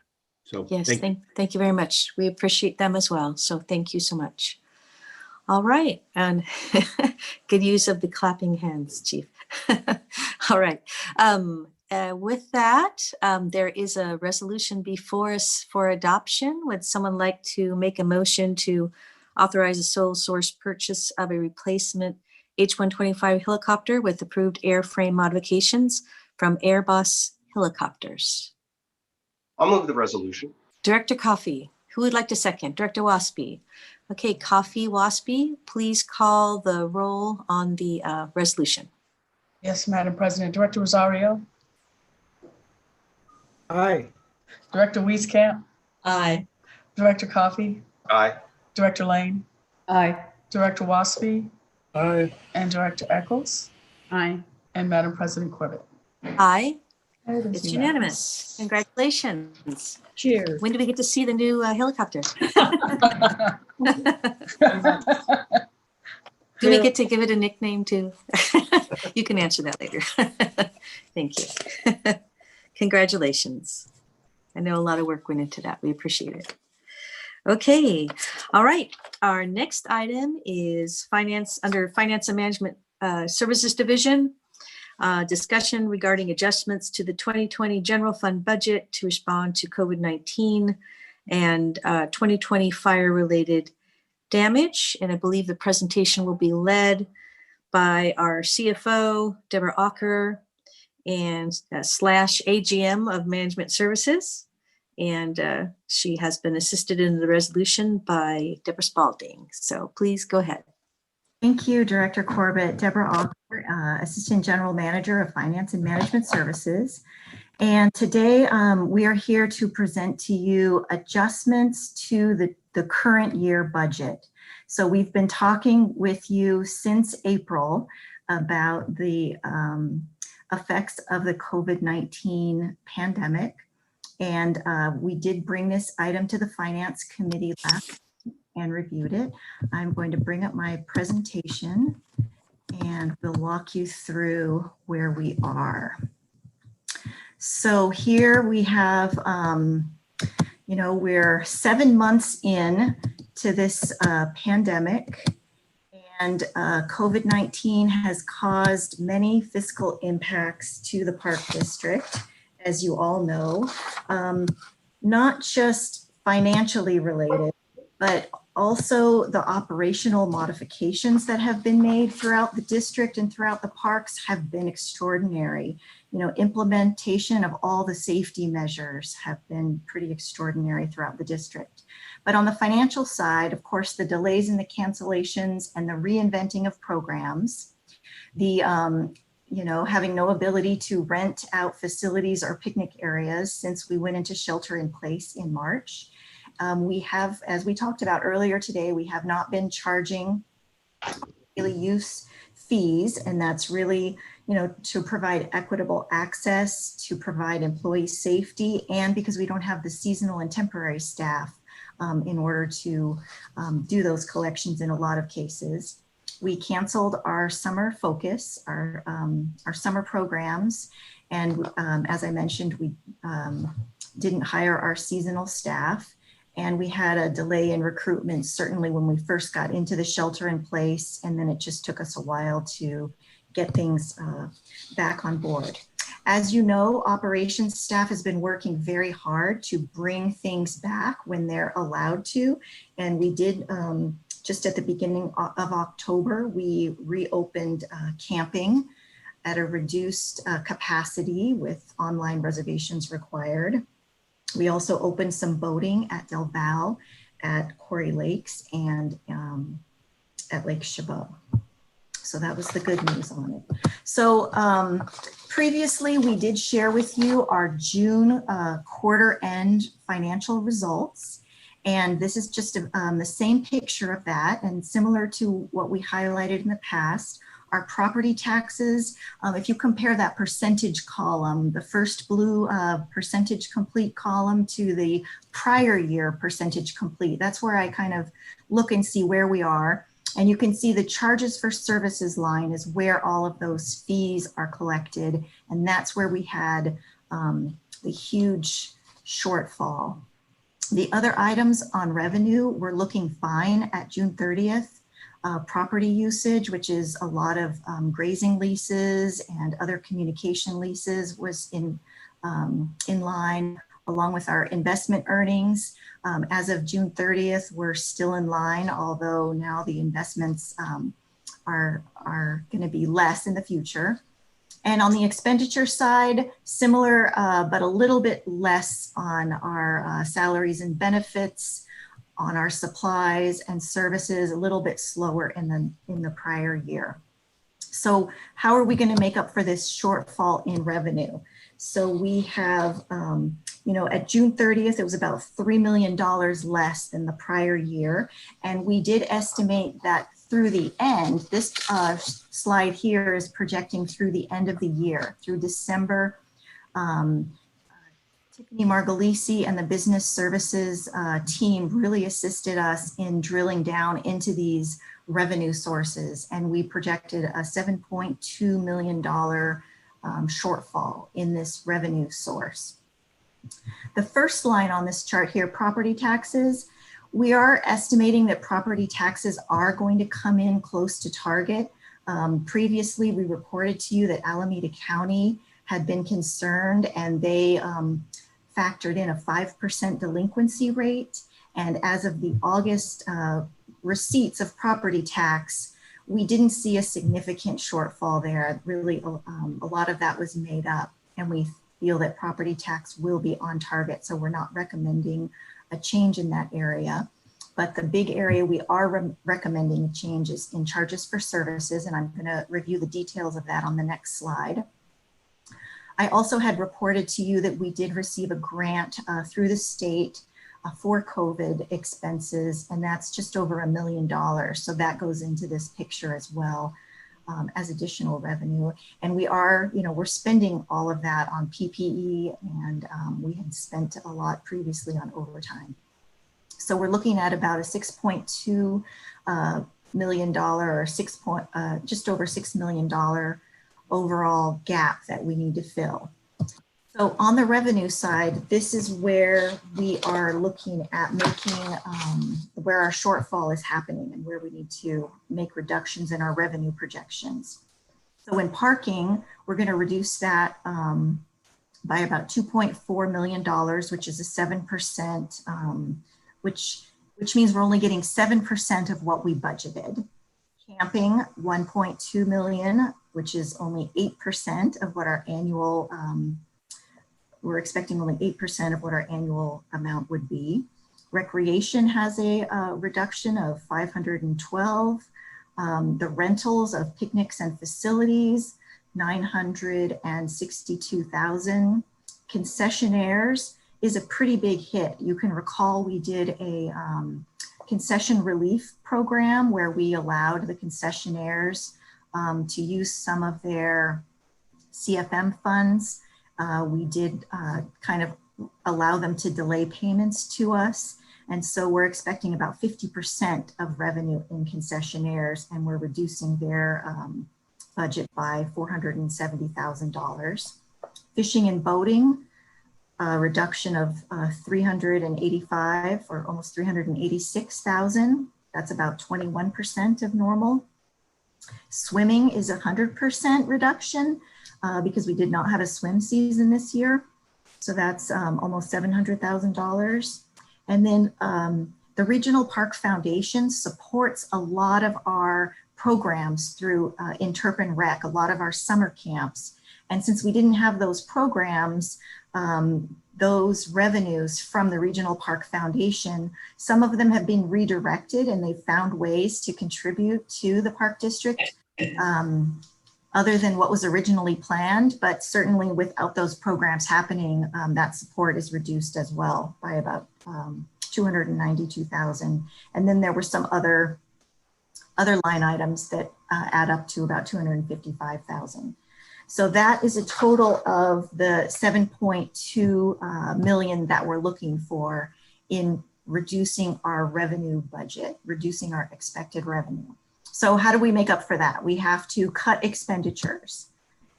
So this here is a picture of the estimated expenditures through the end of the year. And in order to make up for that shortfall, we're looking at cutting expenditures by $6.1 million in the general fund. The majority of that are going to come out of salary and benefits, and I'll explain that in a little more detail. Supplies and services are the other area that we're proposing cuts. And these are really COVID related things that we're proposing these cuts against. So when I drill down into that, for salaries and benefits, we're seeing that, we did have a delay in recruitments when we went into shelter in place, and human resources has helped us to identify that there are still, as of now, there are some recruitments that are just not going to be filled by the end of this year. And that's what this $3 million is calculating. So recruitments that are, positions that are authorized out there, and we just won't have anybody in those seats by the end of the year, so that we can absorb $3 million in full-time staffing there. And then also, since we did not have our summer season and we we had no work for our temporary and seasonal staff, you can recall we did bring the lifeguards on for a short period to provide them with their annual training, and then we released them. But we have a savings of about $2.6 million in that area, reducing their budget. Under supplies and services, you can see there's a link to kind of how this pandemic has been coming through. We are certainly not driving as much. We're not commuting across to go to in-person meetings and events. So our fuel budgets are going to be reduced by $80,000. Our events have completely stopped, and so the supplies and food for meetings and events, we can cut our budget by $60,000 in that area. And then, as I mentioned, we didn't have our summer programs, so Interp and Rec program supplies, although they are really doing a lot in programming, they're they've reinvented themselves, but I think we still have some room and can cut that budget by $50,000 and still leave them with what they need for their digital programming. On the services side, training and meetings have gone virtual, so there's not as much travel, and any conference registration fees in most cases have been reduced or delayed. And then the last one there is the bus programming, which is also through our summer programs. We do provide busing for certain groups. And since we didn't have those programs, we are able to reduce that budget by $65,000 for this year. So that's how I make up the shortfall of $6.1 million that we're looking for to balance our budget. So once we put all that together, I think the general fund will come in fairly good shape. We had at mid-year, we had the opportunity to set aside an additional $2.7 million, which we still have the majority of that available to us if other things do come up during this year or as a cushion for next year. The other part, so maybe I should pause for just a moment and see if there were any questions on the general fund. Well, let me finish 2 more slides. Yeah, go ahead, go finish. Questions, I think. My next slide is the other recommendations that we have included in this board material. We did have 2 major fire incidents on our property. One was the Vasco Hills equipment shop fire that happened this year, and masked, and they're rebuilding that shop, but we're looking for some funding for that. We will certainly look to our insurance, our property insurance, to get reimbursement, but in order to have some funding to get those repairs, we're looking for an appropriation of $200,000. That's in addition to the other COVID adjustments. And then also, you're aware that during the Lightning Complex fires, we had, we were affected at 5 parks, and a lot of our grazing infrastructure and fencing and some you know, some additional work needs to be done, some mitigation work needs to be done. So we're also requesting $200,000 to put towards that work to get that started. And we will be seeking reimbursement and looking for grants in that area as well. So my last slide here is to show if we do approve these recommended budget amendments, how is it going to look for us? What is this going to do to our financial picture? And we just completed our September 30th quarter end financial. So this is a preview of this that'll be going to the Finance Committee at the end of the month. And this includes the budget amendments. So you can see the charges for services were budgeted at over $10 million. Now they're down to $3 million. And you can see that it does bring us very closely in line to where we were in the prior year when you look at both our revenue and our expenditure side. So I believe by adopting these adjustments, which also does include the adjustments for the fire damage, that I think the general fund will be able to accommodate all of those things through the end of the year. So that concludes my presentation, and I'm happy to answer any questions.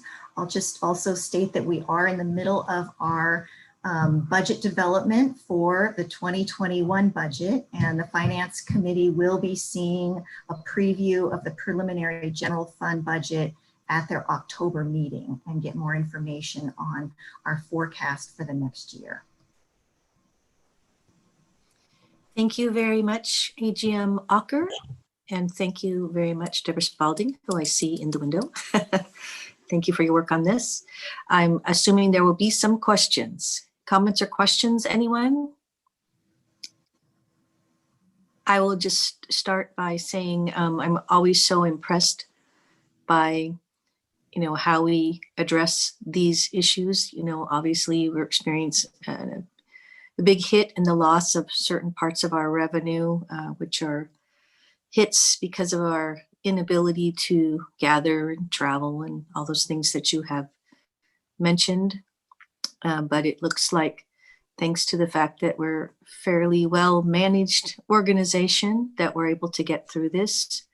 You know, with, you know, it hurts a little bit, but I think that you've gone to great lengths to put together a budget that's reasonable under all the circumstances.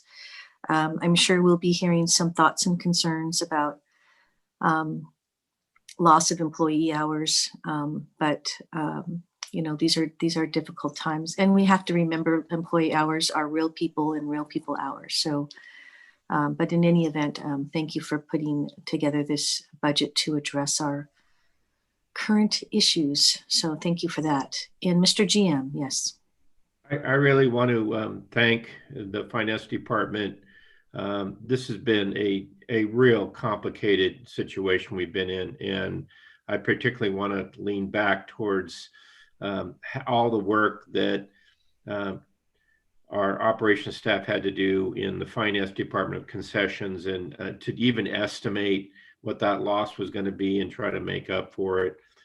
And for the field staff, those who didn't have a complaint but just figured out how to get to do the work that's really hard to do right now and keep everybody safe. We managed in the year of COVID, which this is going to be the year of COVID, hopefully not the next year too, but to adjust all these adjustments, to kind of claw back the ability to get our parks reopened. And you've seen this every meeting with your support, board of directors, to say, what else can we open? How can we do it safely? Do we have the staffing? All while keeping the budget within these impacts. It could have been much greater. We could have had these losses and not have the parks open. I mean, we'd still have the losses, but we wouldn't have the service to the public. So I so appreciate the board's direction, and also the talent of this staff to keep us moving in the right direction. It really has been a tremendous amount of work and challenge, and a pivot. It's not normal, and we hope someday we will get closer to normal. But I really, from the field all the way up through finance department, everybody else to keep the ship going in the right direction has really been quite something. I'm so proud of everyone. Thank you. Thank you very much, Mr. GM. Director Coffey? Yeah, to echo all of that from the Finance Committee perspective, and I think we talked about it at the Finance Committee, we're adjusting for revenue shortfalls by looking to expenditures that naturally fall away as a result of the COVID epidemic. In other words, we are not taking money from ongoing programs and having to shift them to cover these revenue shortfalls. We are covering them through the natural event of being able to provide less services, and therefore there's the summer employment jobs just went away, and it's remarkable that management has been able to match the revenue shortfalls almost to the penny with the expenditure shortfalls that have flowed naturally from these events.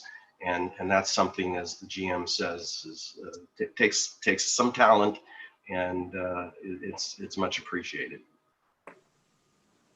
Thank you very much, Mr. Finance Chair. Director Lane. Well, I would like to second that too. I can see how you've put it together, but you know that doesn't make it any less painful. And the particularly the not filling recruited, jobs that we've been recruiting for, and we need those jobs, or we wouldn't be recruiting for them. And it does mean that our existing staff has to work harder and more creatively because those are not being filled. So it does make sense, but it still hurts. Yeah. Thank you, Deborah. Thank you, Director Lane. Director Rosario? Director Rosario? Yes, thank you. Yeah, I just wanted to second Director Lane's sentiments, and I expressed that in Finance Committee as well, as that I just want us to acknowledge that having those 30 positions and fill in, and I think since then, I think we are now up to 46 positions vacant. How much stress that puts on people trying to make up that shortfall. And I just don't want us to cut too deep to where it affects our ability to provide the service and the safety of our public in our parks. And also wanted to point out too that with the amount of exposures we've had, even though those very few positives, that we also lost time for people having to get tested and waiting for those test results to get back. So there's lost time there as well. I just want to make sure that we're cognizant of the fact that we are, with every vacant position, we're putting more stress on the people already out there. So thank you very much. Thank you very much, Director Rosario. Would anybody else like to comment or have questions? Deputy GM. Oh, pardon me. Thank you. Yes, thank you, Deputy GM. Thank you, Director Corbett. Thank you, Bob. I just want to clarify that we are recruiting. Human Resources of the Park District has not ceased recruitments. We have not frozen vacancies. So the savings that Deborah is showing to you, it doesn't mean that we froze the positions and we're going to get people on the seats by the end of the year. That's not what this is. The salary savings are coming in from as they're being generated through the normal process of how quickly we can get through recruitments. So for instance, if a position was authorized in January of 2020, and through our prioritization process and our normal processes, if the position doesn't get filled until, let's say, May, then you have 5 months of salary savings that will go into Deborah's overall pot of money that she found. But in terms of the delay from the shelter-in-place order, it was insignificant in the sense that human resources was able to quickly adapt, just like we all had to do in working remotely, by extending online testing processes, virtual interviews, and open-ended conditional job offers. But most importantly, we had the opportunity to reprioritize the vacancies that needed to be filled. And the number one priority after the shelter in place was precisely those jobs out in the front lines in the parks, so that we could make sure that our frontline employees who are delivering the parks with a 400% increase in visitations, we in fact were fully staffed. So our ongoing recruitments, such as park rangers, gardeners, park services workers, they continue to move in the normal pace. And then after March, they were expedited. So it's there isn't anything that was slowed down intentionally to generate savings. I hope that helps. Thank you very much. Mr. GM? Yeah, just where I see, and Deborah can correct this, but the real loss and the real impact was we did not hire seasonals, which are really important support for the field staff. Yes. Yes. And something that I lost sleep over, frankly, was not to give the opportunity on these 100-degree days to have any swimming in the East Bay Regional Park District. Those lake services with lifeguards are so important to our communities who live in these hot areas and are under stress. So that was another area where we did not hire all the backup we needed to open up swim areas. And it's, lifeguards, junior lifeguards, permanent lifeguards, and the supervision of those swim areas. And so that was a big loss to the public, but it also was a lack of staffing there as well. So there, as Anna said, the real loss of staffing was not having any seasonals and shutting down the swim areas the entire year. And that was really hard. That was a hard thing for everyone. And I know the public, I got, as you did, a lot of emails complaining about no swimming. And finally, we got the fishing back, but really a challenge. Thank you. Thank you very much. Any other questions, comments? Director Rossby? Uh-oh, you're muted. Sorry, I just wanted to echo what Bob said. It's a wonderful job that everyone's done to make it work.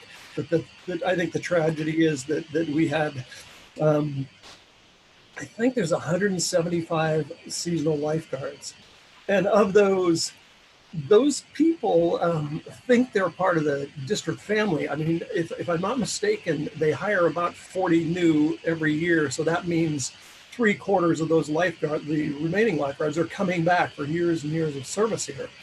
So we lost that opportunity with those folks, and to hire them and give them the experiences. And unfortunately, the people that benefit from lifeguard services and all our water safety classes and swimming, it was a tragedy. So hope we don't do it again next year. Thank you, Director Rossby. I think that is really important to point out. We did have the opportunity, though, to ensure that they got their recertification. So that was good. That holds them in good stead for the future. So they don't have any lapse of their certifications, which is so very, very important. So I would like to just add one last thing. Your hand up. Oh, I'm sorry. I didn't see Beverly. Please go ahead. Anne. Oh, Anne, sorry.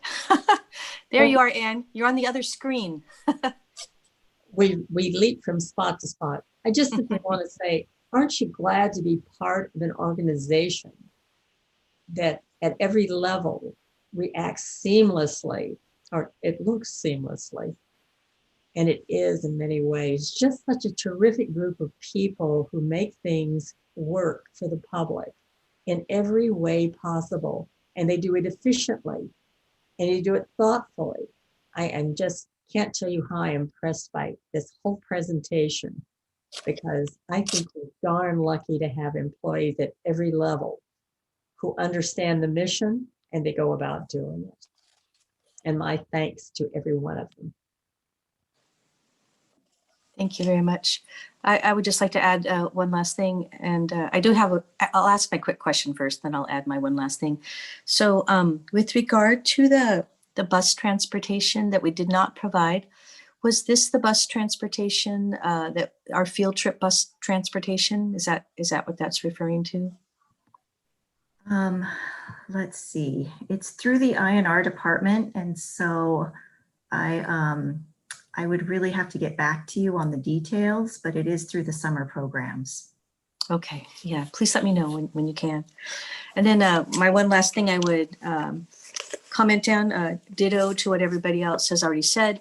The one thing that's missing here that I'm grateful for is, although we were not able to employ our seasonals as we have in the past, we've been able to manage to balance this budget without laying people off from jobs that are currently in our employ. And I think that's really, really important to point that out, that we were able to protect those positions that we have. So I think that's really important. And I know the board really appreciates that recommendation, and I'm assuming we'll be supporting it. I'm pretty sure we will. So thank you for that. That's extremely important to note. Yes, AGM Walker. Thank you, Director Corbett. I think, we can look at snapshots and we can project for the future. The thing that is most difficult is that we need to keep our eye on the federal and state government. Those are the wild cards, and that's where the unexpected is going to happen. We have projections for our property tax. We can project our fees. It's takeaways that are going to come out of left field. And that's why our legislative program is so, so important, to keep an eye on that and be at the table so that we can avoid any big surprises. Yes, and I certainly empathize and understand the pain of that. Unfortunately, and understand that. So yes, let's hope that we don't get any surprises. That will be very helpful. All right, anything else on this item? Okay, there is a resolution to be approved on these adjustments as well. Would anybody like to make the motion on our budget adjustments? Director Eccles, are you making the motion? Yes, so moved. So moved by Director Eccles and seconded by, I think I can see everybody. I think Dennis was first and seconded by Director Waspy. Will the clerk please call the roll on that item? Yes, Madam President. Director Waspy? Aye. Director Lane? Aye. Director Coffey? Aye. Director Rosario? Aye. Director Wieskap? Aye. Director Eccles? Aye. And Madam President Corbett? Aye. It's unanimously approved. Thank you very much. All right. Our next item is board and staff reports and a report from the GM on actions taken by other jurisdictions. Oops, you're muted. Thank you very much, President Corbett. You had two actions, one Contra Costa County and one City of Martinez. They are written up in there. Unless you have a specific question, I won't take time to discuss. Any questions on those other jurisdiction items? Anyone? All right, thank you very much, Mr. GM. And then the next item is also yours, General Manager's comments, item 7. This will be very brief. You have the actions down below from focusing on both the retirements of note as well as public safety report. There is no GM presentation for this meeting. Thank you very much. Does anybody have any questions on these reports? We obviously recognize and appreciate some really amazing retirees who have added so much to our organization and have done such a fabulous job for us over the years. We will miss them dearly, but we thank them for their great service and hope they have happy trails into the future and whatever the next steps in life are. So anything else, anyone? Okay, then the next item is announcements from closed session, and I will make that announcement. Let me just open up my notes here. So announcing from closed session at our October 7th special meeting, by unanimous vote, the Board of Directors made a decision to appoint Carol Victor as the interim general manager effective on the retirement of Bob Doyle. This action will be confirmed by a resolution at an upcoming regular meeting of the board. Thank you very much. Okay. And then next, board Director- committee. Board Oh, President pardon me. Corbett. Yeah, I Yeah. do have one announcement for the closed session, and if you would, if I may, thank the board. Yes, please. So I wanted to, Carol Victor, District Council, I do want to thank the board for your trust and confidence in me and as an interim general manager. And as I said to the board, my goal will be to get you a new general manager hired as quickly as possible and keep the ship of state afloat and running on course.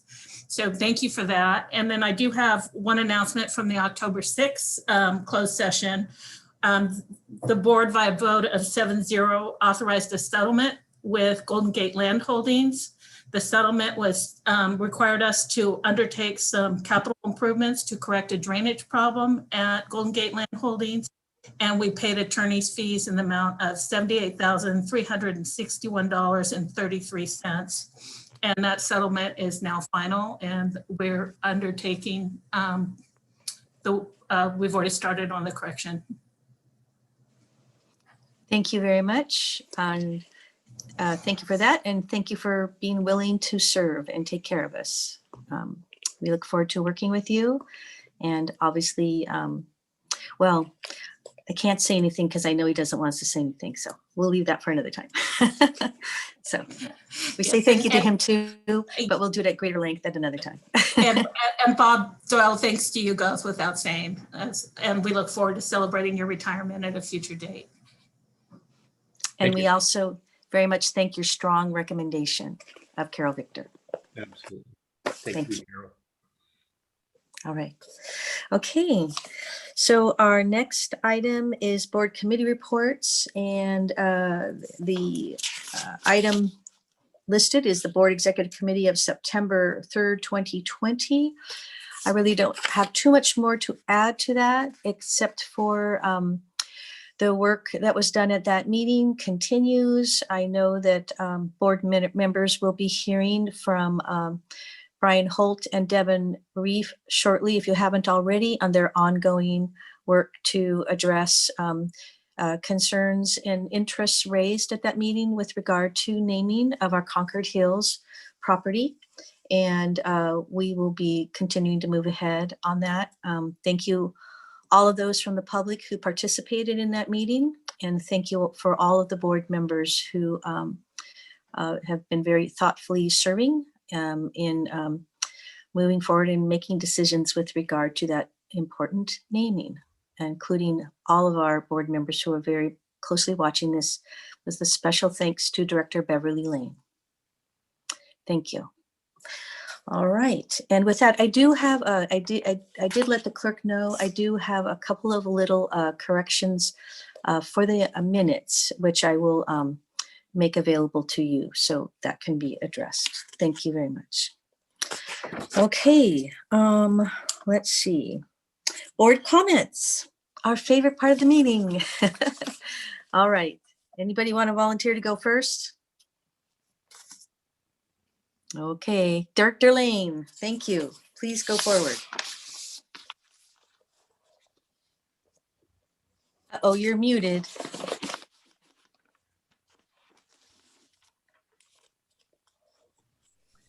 I have been getting into parks, but not doing all that many meetings. So I do want to mention that I went out to Del Valle on a beautiful autumn day on a week ago Sunday. Went to Marsh Creek Trail, where there's some really interesting restorations going on, and took the Bear Valley access into Briones a friend of mine and I are doing all the accesses. We went in to visit the Briones Archers, which I haven't gone and seen that beautiful little glade before. And there were actually a couple of archers, so we could see them. The parks are looking wonderful, and I would say, they're not as overwhelmed, as they were, and many people are wearing or they're holding their masks there, which I'm really happy to see. Then I did take the bias training as well, which was quite a chunk of time and very interesting. I had a call with a recruiter, Kyle Wilson, legislative committee, and we had a special board meeting, which I attended. And then I want to mention something about Indian homelands. The other thing I am involved in is a foundation that supports the Juan Bautista de Anza National Historic Trail. And there's a long story, but I'm involved in that. And one of the things that the National Park Service and the foundation are looking at is the way we are talking about that story. Is it a colonial story? Is it an indigenous people story? Is it a meeting of the cultures story? And we had a discussion about that a couple of days ago. And I just wanted to say a couple of things. One is that we do have 12 or 13 wonderful interpretive signs along the way of the Anza Trail through the East Bay. And I know you've all seen many of them, and there's one right there by the gardens in Garin and overlooking the strait, etc. One of the things that the Park District did in concert with the National Park Service in doing those signs was something that at the time I hadn't seen before. But at the last line in those signs states, these were the homelands of, the like Halkine Ohlone Indians. These were the homelands of the Karkine Ohlone Indians.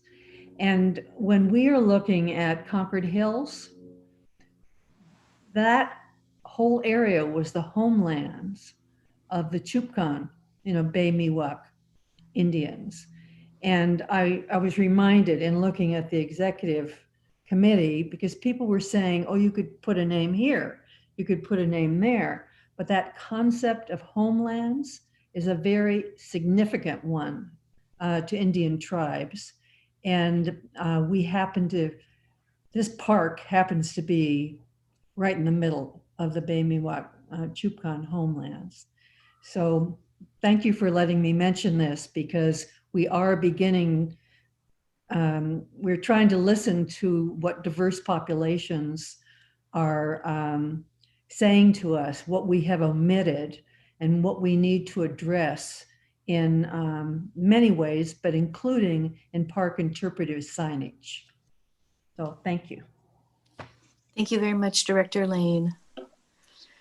Director Waspy, would you like to go next? We can come back if you'd like. Are you good? No, I'm good. If I can hit that unmute button. Yes, thank you very much. On the 7th, I attended the COVID task force meeting, and we're plowing ahead and coming to some great decisions. On the 8th, I attended the Hayward Area Shoreline Planning Agency committee meeting, and it's a great organization. It used to be lots of great things talking about the shoreline and having real champions of protecting the shoreline. And now we've paid for and have done a shoreline master plan. And now it's kind of scary because the plan says we need to spend over $1 billion on 12 miles of shoreline. So the fun's over, and now we're trying to figure it out how it's really going to work. On the 15th, I attended the Operations Committee meeting and also had my interview with Kylie Wilson. I look forward to meeting her again with all of us together. I attended the board legislative committee meeting on the 16th. And yesterday, that's it for meetings, but I have been out and about in the parks also in Lake Chabot and playing golf at Redwood Canyon. But I took a great hike yesterday. I went from the Tilden steam trains and hiked all the way down to the Environmental Education Center. It was about 7 miles, and just beautiful. That Wildcat Gorge Trail is just amazing, and it was a beautiful day in the park. Tomorrow, I hate to say it, I'm going to miss the John Sutter dedication, and I'm really, really saddened by that. But I do have a California Association of Recreation Park District meeting, board meeting that I have to attend. So I apologize in advance. Hope you all have a great time down there.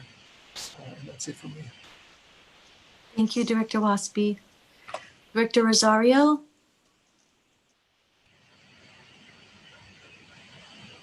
Thank you.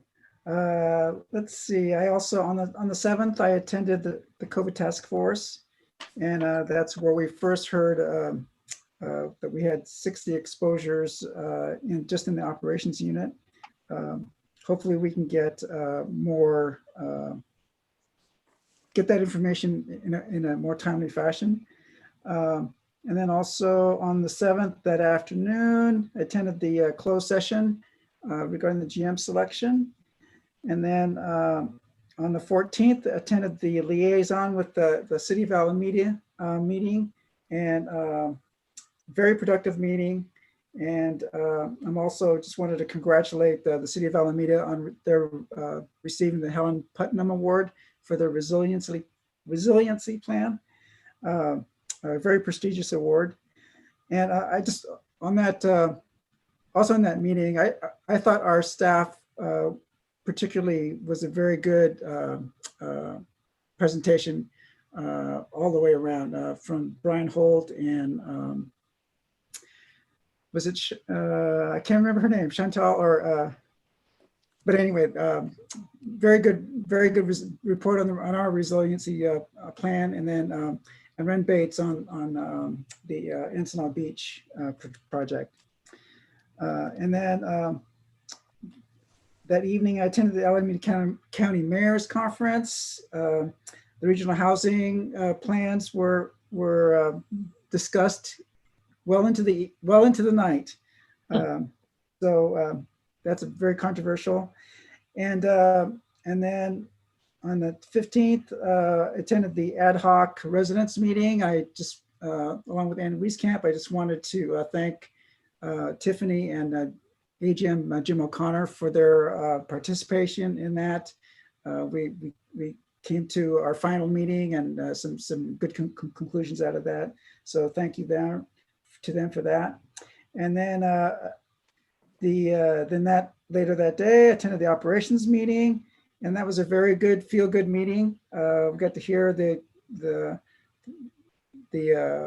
operation plan for the Dumbarton Quarry. And then we also had a lively negotiations with the Tilden Golf Course over fees. So that was very, very good. And then I had on the 16th, I met with Kylie Wilson, again, regarding our GM selection. And then on the 16th, I met with Ren Bates for an update on the Roberts pool renovation, and also an update on McCosker. Both those projects are going forward. And then on the 17th, I tried to access the Save the Redwoods League event, but I just kept getting a green screen. So I have to say, I can't get in, but I did enjoy they sent a little gift box with lots of goodies. So I did enjoy that. And then the 17th, I met with Dwayne and Lance from the Redwood crew, and we went over the operation of the spring at Piedmont Stables, and just wanted to report that they've got everything well in hand. They've made some great improvements there. And then on the 18th, with President Corbett, we attended a dress rehearsal for the Rotary Nature Center at Lake Merritt's 150th anniversary, and that's coming up very soon. And then we're here today, and I'm really looking forward to the event at Judge John Sutter tomorrow. And then, if I may, as a response to a public comment made at the last board meeting regarding Proposition 15, I would just advise people to read their voter guides. Agriculture lands are definitely exempt, and so just read those very carefully, and please vote. Thank you very much, Director Rosario. Director Eccles? Hi, thanks so much. So in terms of meetings, on the 7th, I attended the special closed board meeting regarding GM transition. And on the 9th, I met with Supervisor Joya regarding fire prevention and homeless issues. And then on the 16th, I attended the board legislative committee meeting. On the 17th, I did access the Save the Redwoods League, Take Me to the Trees, but I don't think I got a gift box. So Me neither. Yours. I'll have to look into that. Anyway, I did also stop in at the John Muir Land Trust National Park dedication of Almond Ranch that evening as well. On the 19th, met with Kylie Wilson, who, as you heard, is our recruiter for the to find a new GM. So we talked about GM recruitment. And then finally, I just want to again thank all of our Park District staff and management for your hard work and dedication to keeping our parks open, beautiful, safe during such a challenging year. Thanks so much. Thank you, Director Eccles. Director Coffey? Thank you. I too, on the 7th, attended the closed session on GM recruitment. Also, on the morning of the 7th, I attended a public webinar put on by our planning folks and their consultants on the San Francisco Bay Trail resiliency, addressing sea rise and what all might happen to the Bay Trail and what is being done to plan for sea rise. It was a very good presentation. On the 16th, I attended the East Contra Costa Habitat Conservancy Board meeting. That's the JPA, that governs the East County Conservancy. And they were approving the lease revenue allocation agreement that this board approved earlier this month. And so Christina Kelchner and I attended that meeting to thank the Conservancy for all its efforts and its partnership. Also on the 16th, attended a meeting with the general manager and government affairs folks with Congressman Mike Thompson to briefly go over with the congressman the federal funding being sought for a variety of programs, including fire mitigation, fire prevention from various federal sources, including FEMA. And as always, Congressman Thompson has offered to be of assistance and does in fact help us with each of these endeavors. The interview that I had was on the 15th with our GM recruiter, Kylie. On the 17th, I attended the John Muir Land Trust Almond Ranch dedication, West Hills Farm expansion of the national park there. This was a celebration in particular of the Almond Ranch acquisition and now opening, and the board will recall that East Bay Parks contributed $1 million toward the $4 million purchase price of that 270 acres. And per the announcement that Almond Ranch and the gates were open, Almond Ranch was now accessible. Mila and I went out the next day, and we can now testify that it is possible to hike directly from the north end of Briones up the Vaca Creek Trail into Almond Ranch and over to Mount Wanda. And it's a wonderful hike. And at least if this past weekend was any indication, lots of people are going to be trying out that new property. We also hiked a weekend or two ago Feeder Trail #1, which the Park District's put a bit of work into with some Coastal Conservancy funding, and it's looking pretty good. That, I think, Madam Chair, covers it for me this month. Thank you. Thank you very much, Director Coffey. Director Wieskamp? Thank you. I attended the closed session as per the general manager search. On October 15th, the ad hoc committee, which came to a conclusion, and a report is going to be made that can come to the board. It was well done by all who participated in giving us information on this. Followed that with operations on the same day. On October 16th, I had the interview on the GM search. I had a conversation with Matt McDonald, who is so grateful for the upgrade of 2 super deluxe toilets at Coyote Hills.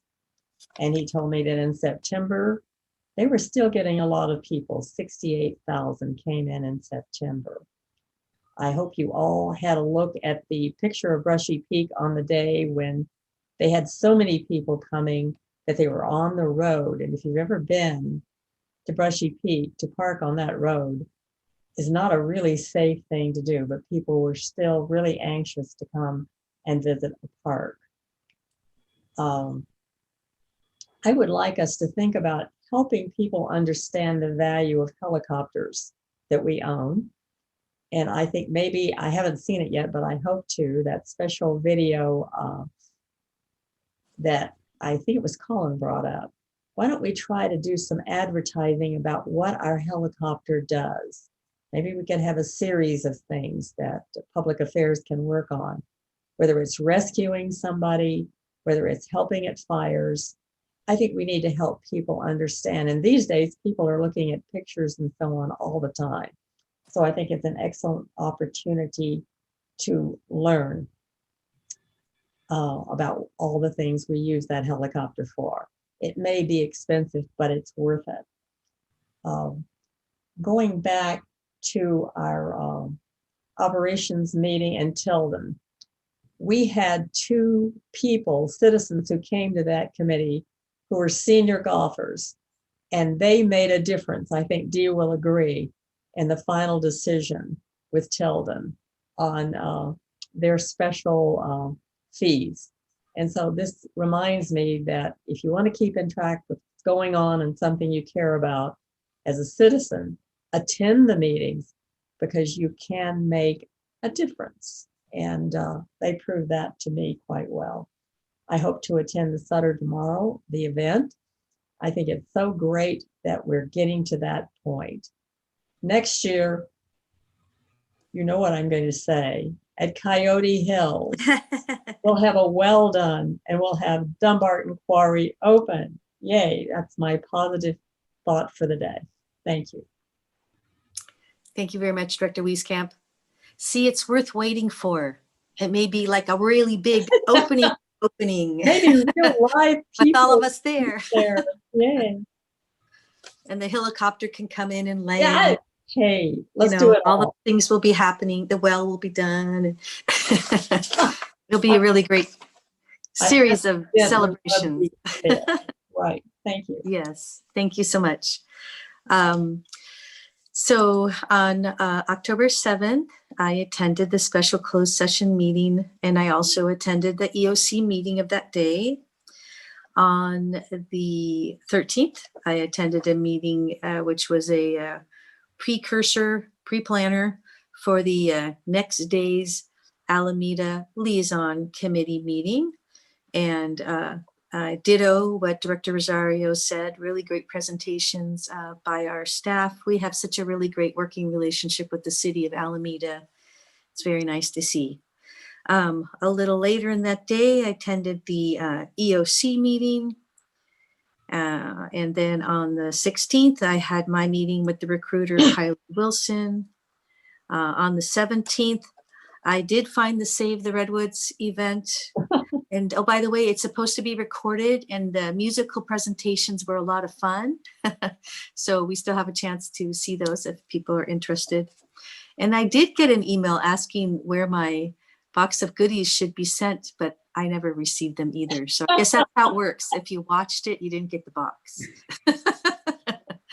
So in any event, it was really wonderful and worthwhile to see, of course, the work of the Save the Redwoods League. They do such amazing work, including programs that bring students within our service area to the Redwoods, including our Redwoods. So it's really another great partnership that we have. And it was nice to see Rosemary Cameron as well, obviously very active and on the board and helping plan that event. It was also fun to see comments scrolling through from our AGM Carol Johnson and our DGM Alvarez, who were making greetings to various people. So that was very nice to see as well. On the 19th, I attended the dress rehearsal for the 150th anniversary of the Wildlife Refuge at Lake Merritt. And the dress rehearsal is for a presentation that will happen on October 23rd in the evening. You're all welcome to come and see Dee and I give 2 minutes on the Park District and its connection to that wildlife refuge. And also a lot of really great presentations from marine biologists, geologists, historians that have a connection to that really important very first wildlife refuge established in our nation, right there at Lake Merritt. So thanks for that. And it had a really sort of connection to what Director Lane said earlier. The opening of the program will include a conversation about the indigenous peoples who lived in the Lake Merritt area prior to the rest of us. So it was a really nice way to open that program in the dress rehearsal. I too, I'm very much looking forward to the dedication of the John Sutter Shoreline on Wednesday. Thanks for all the work that has gone into that. And I'm also very much looking forward to taking part in the Women in Leadership conference at the district on Wednesday. I appreciate the inclusion, and obviously we're looking forward to our meeting with Senator Skinner on Friday as well. So we have a busy week. So thank you to everybody. Great meeting. And if there's no other comments or items to discuss before we leave, I'm looking at the clerk. Is there anything else you need from us? No, Madam President. Okay, very good. And everybody else is good and clear? Uh-oh, Director Rosario has his hand up. He probably forgot something he did. No, he put something in the chat, a little sneaky, so I think he wants to mention that. Yeah. Regarding the nature, the Rotary Nature Center, I just wanted to give a shout out to Rachel Arbios, who put together our slides for the presentation. That was fabulous. Yes, great staff support on that. I agree. Thank you, Rachel, for your help and making us look good. Appreciate that. And it was a big box. Goodies. Mine must have gotten lost in the mail. Is he offering to share? That's okay. If they're prioritizing getting the mailed ballots in before my box, I'm good with it. All right. I ate all the truffles already. That's what I did. That's why I didn't ask you to share. All right. And I did see District Council pop in. Did you have something to say? I'll remind you to report it on your Form 700. You invited that, Dee. And no, I just popped up to wave goodbye at the end of the meeting. All right. Well, thank you, everybody. Be safe, be well, take care. Thanks for all the great presentations today. We appreciate all of you, and we'll see you again soon in a box or maybe somewhere else. Thank you. Take care, Our everybody. meeting is Bye-bye. ending at 5:03. Oh, yes, pardon me. The meeting is ending at 5:03 today on October 20th. Thank you. We're adjourned.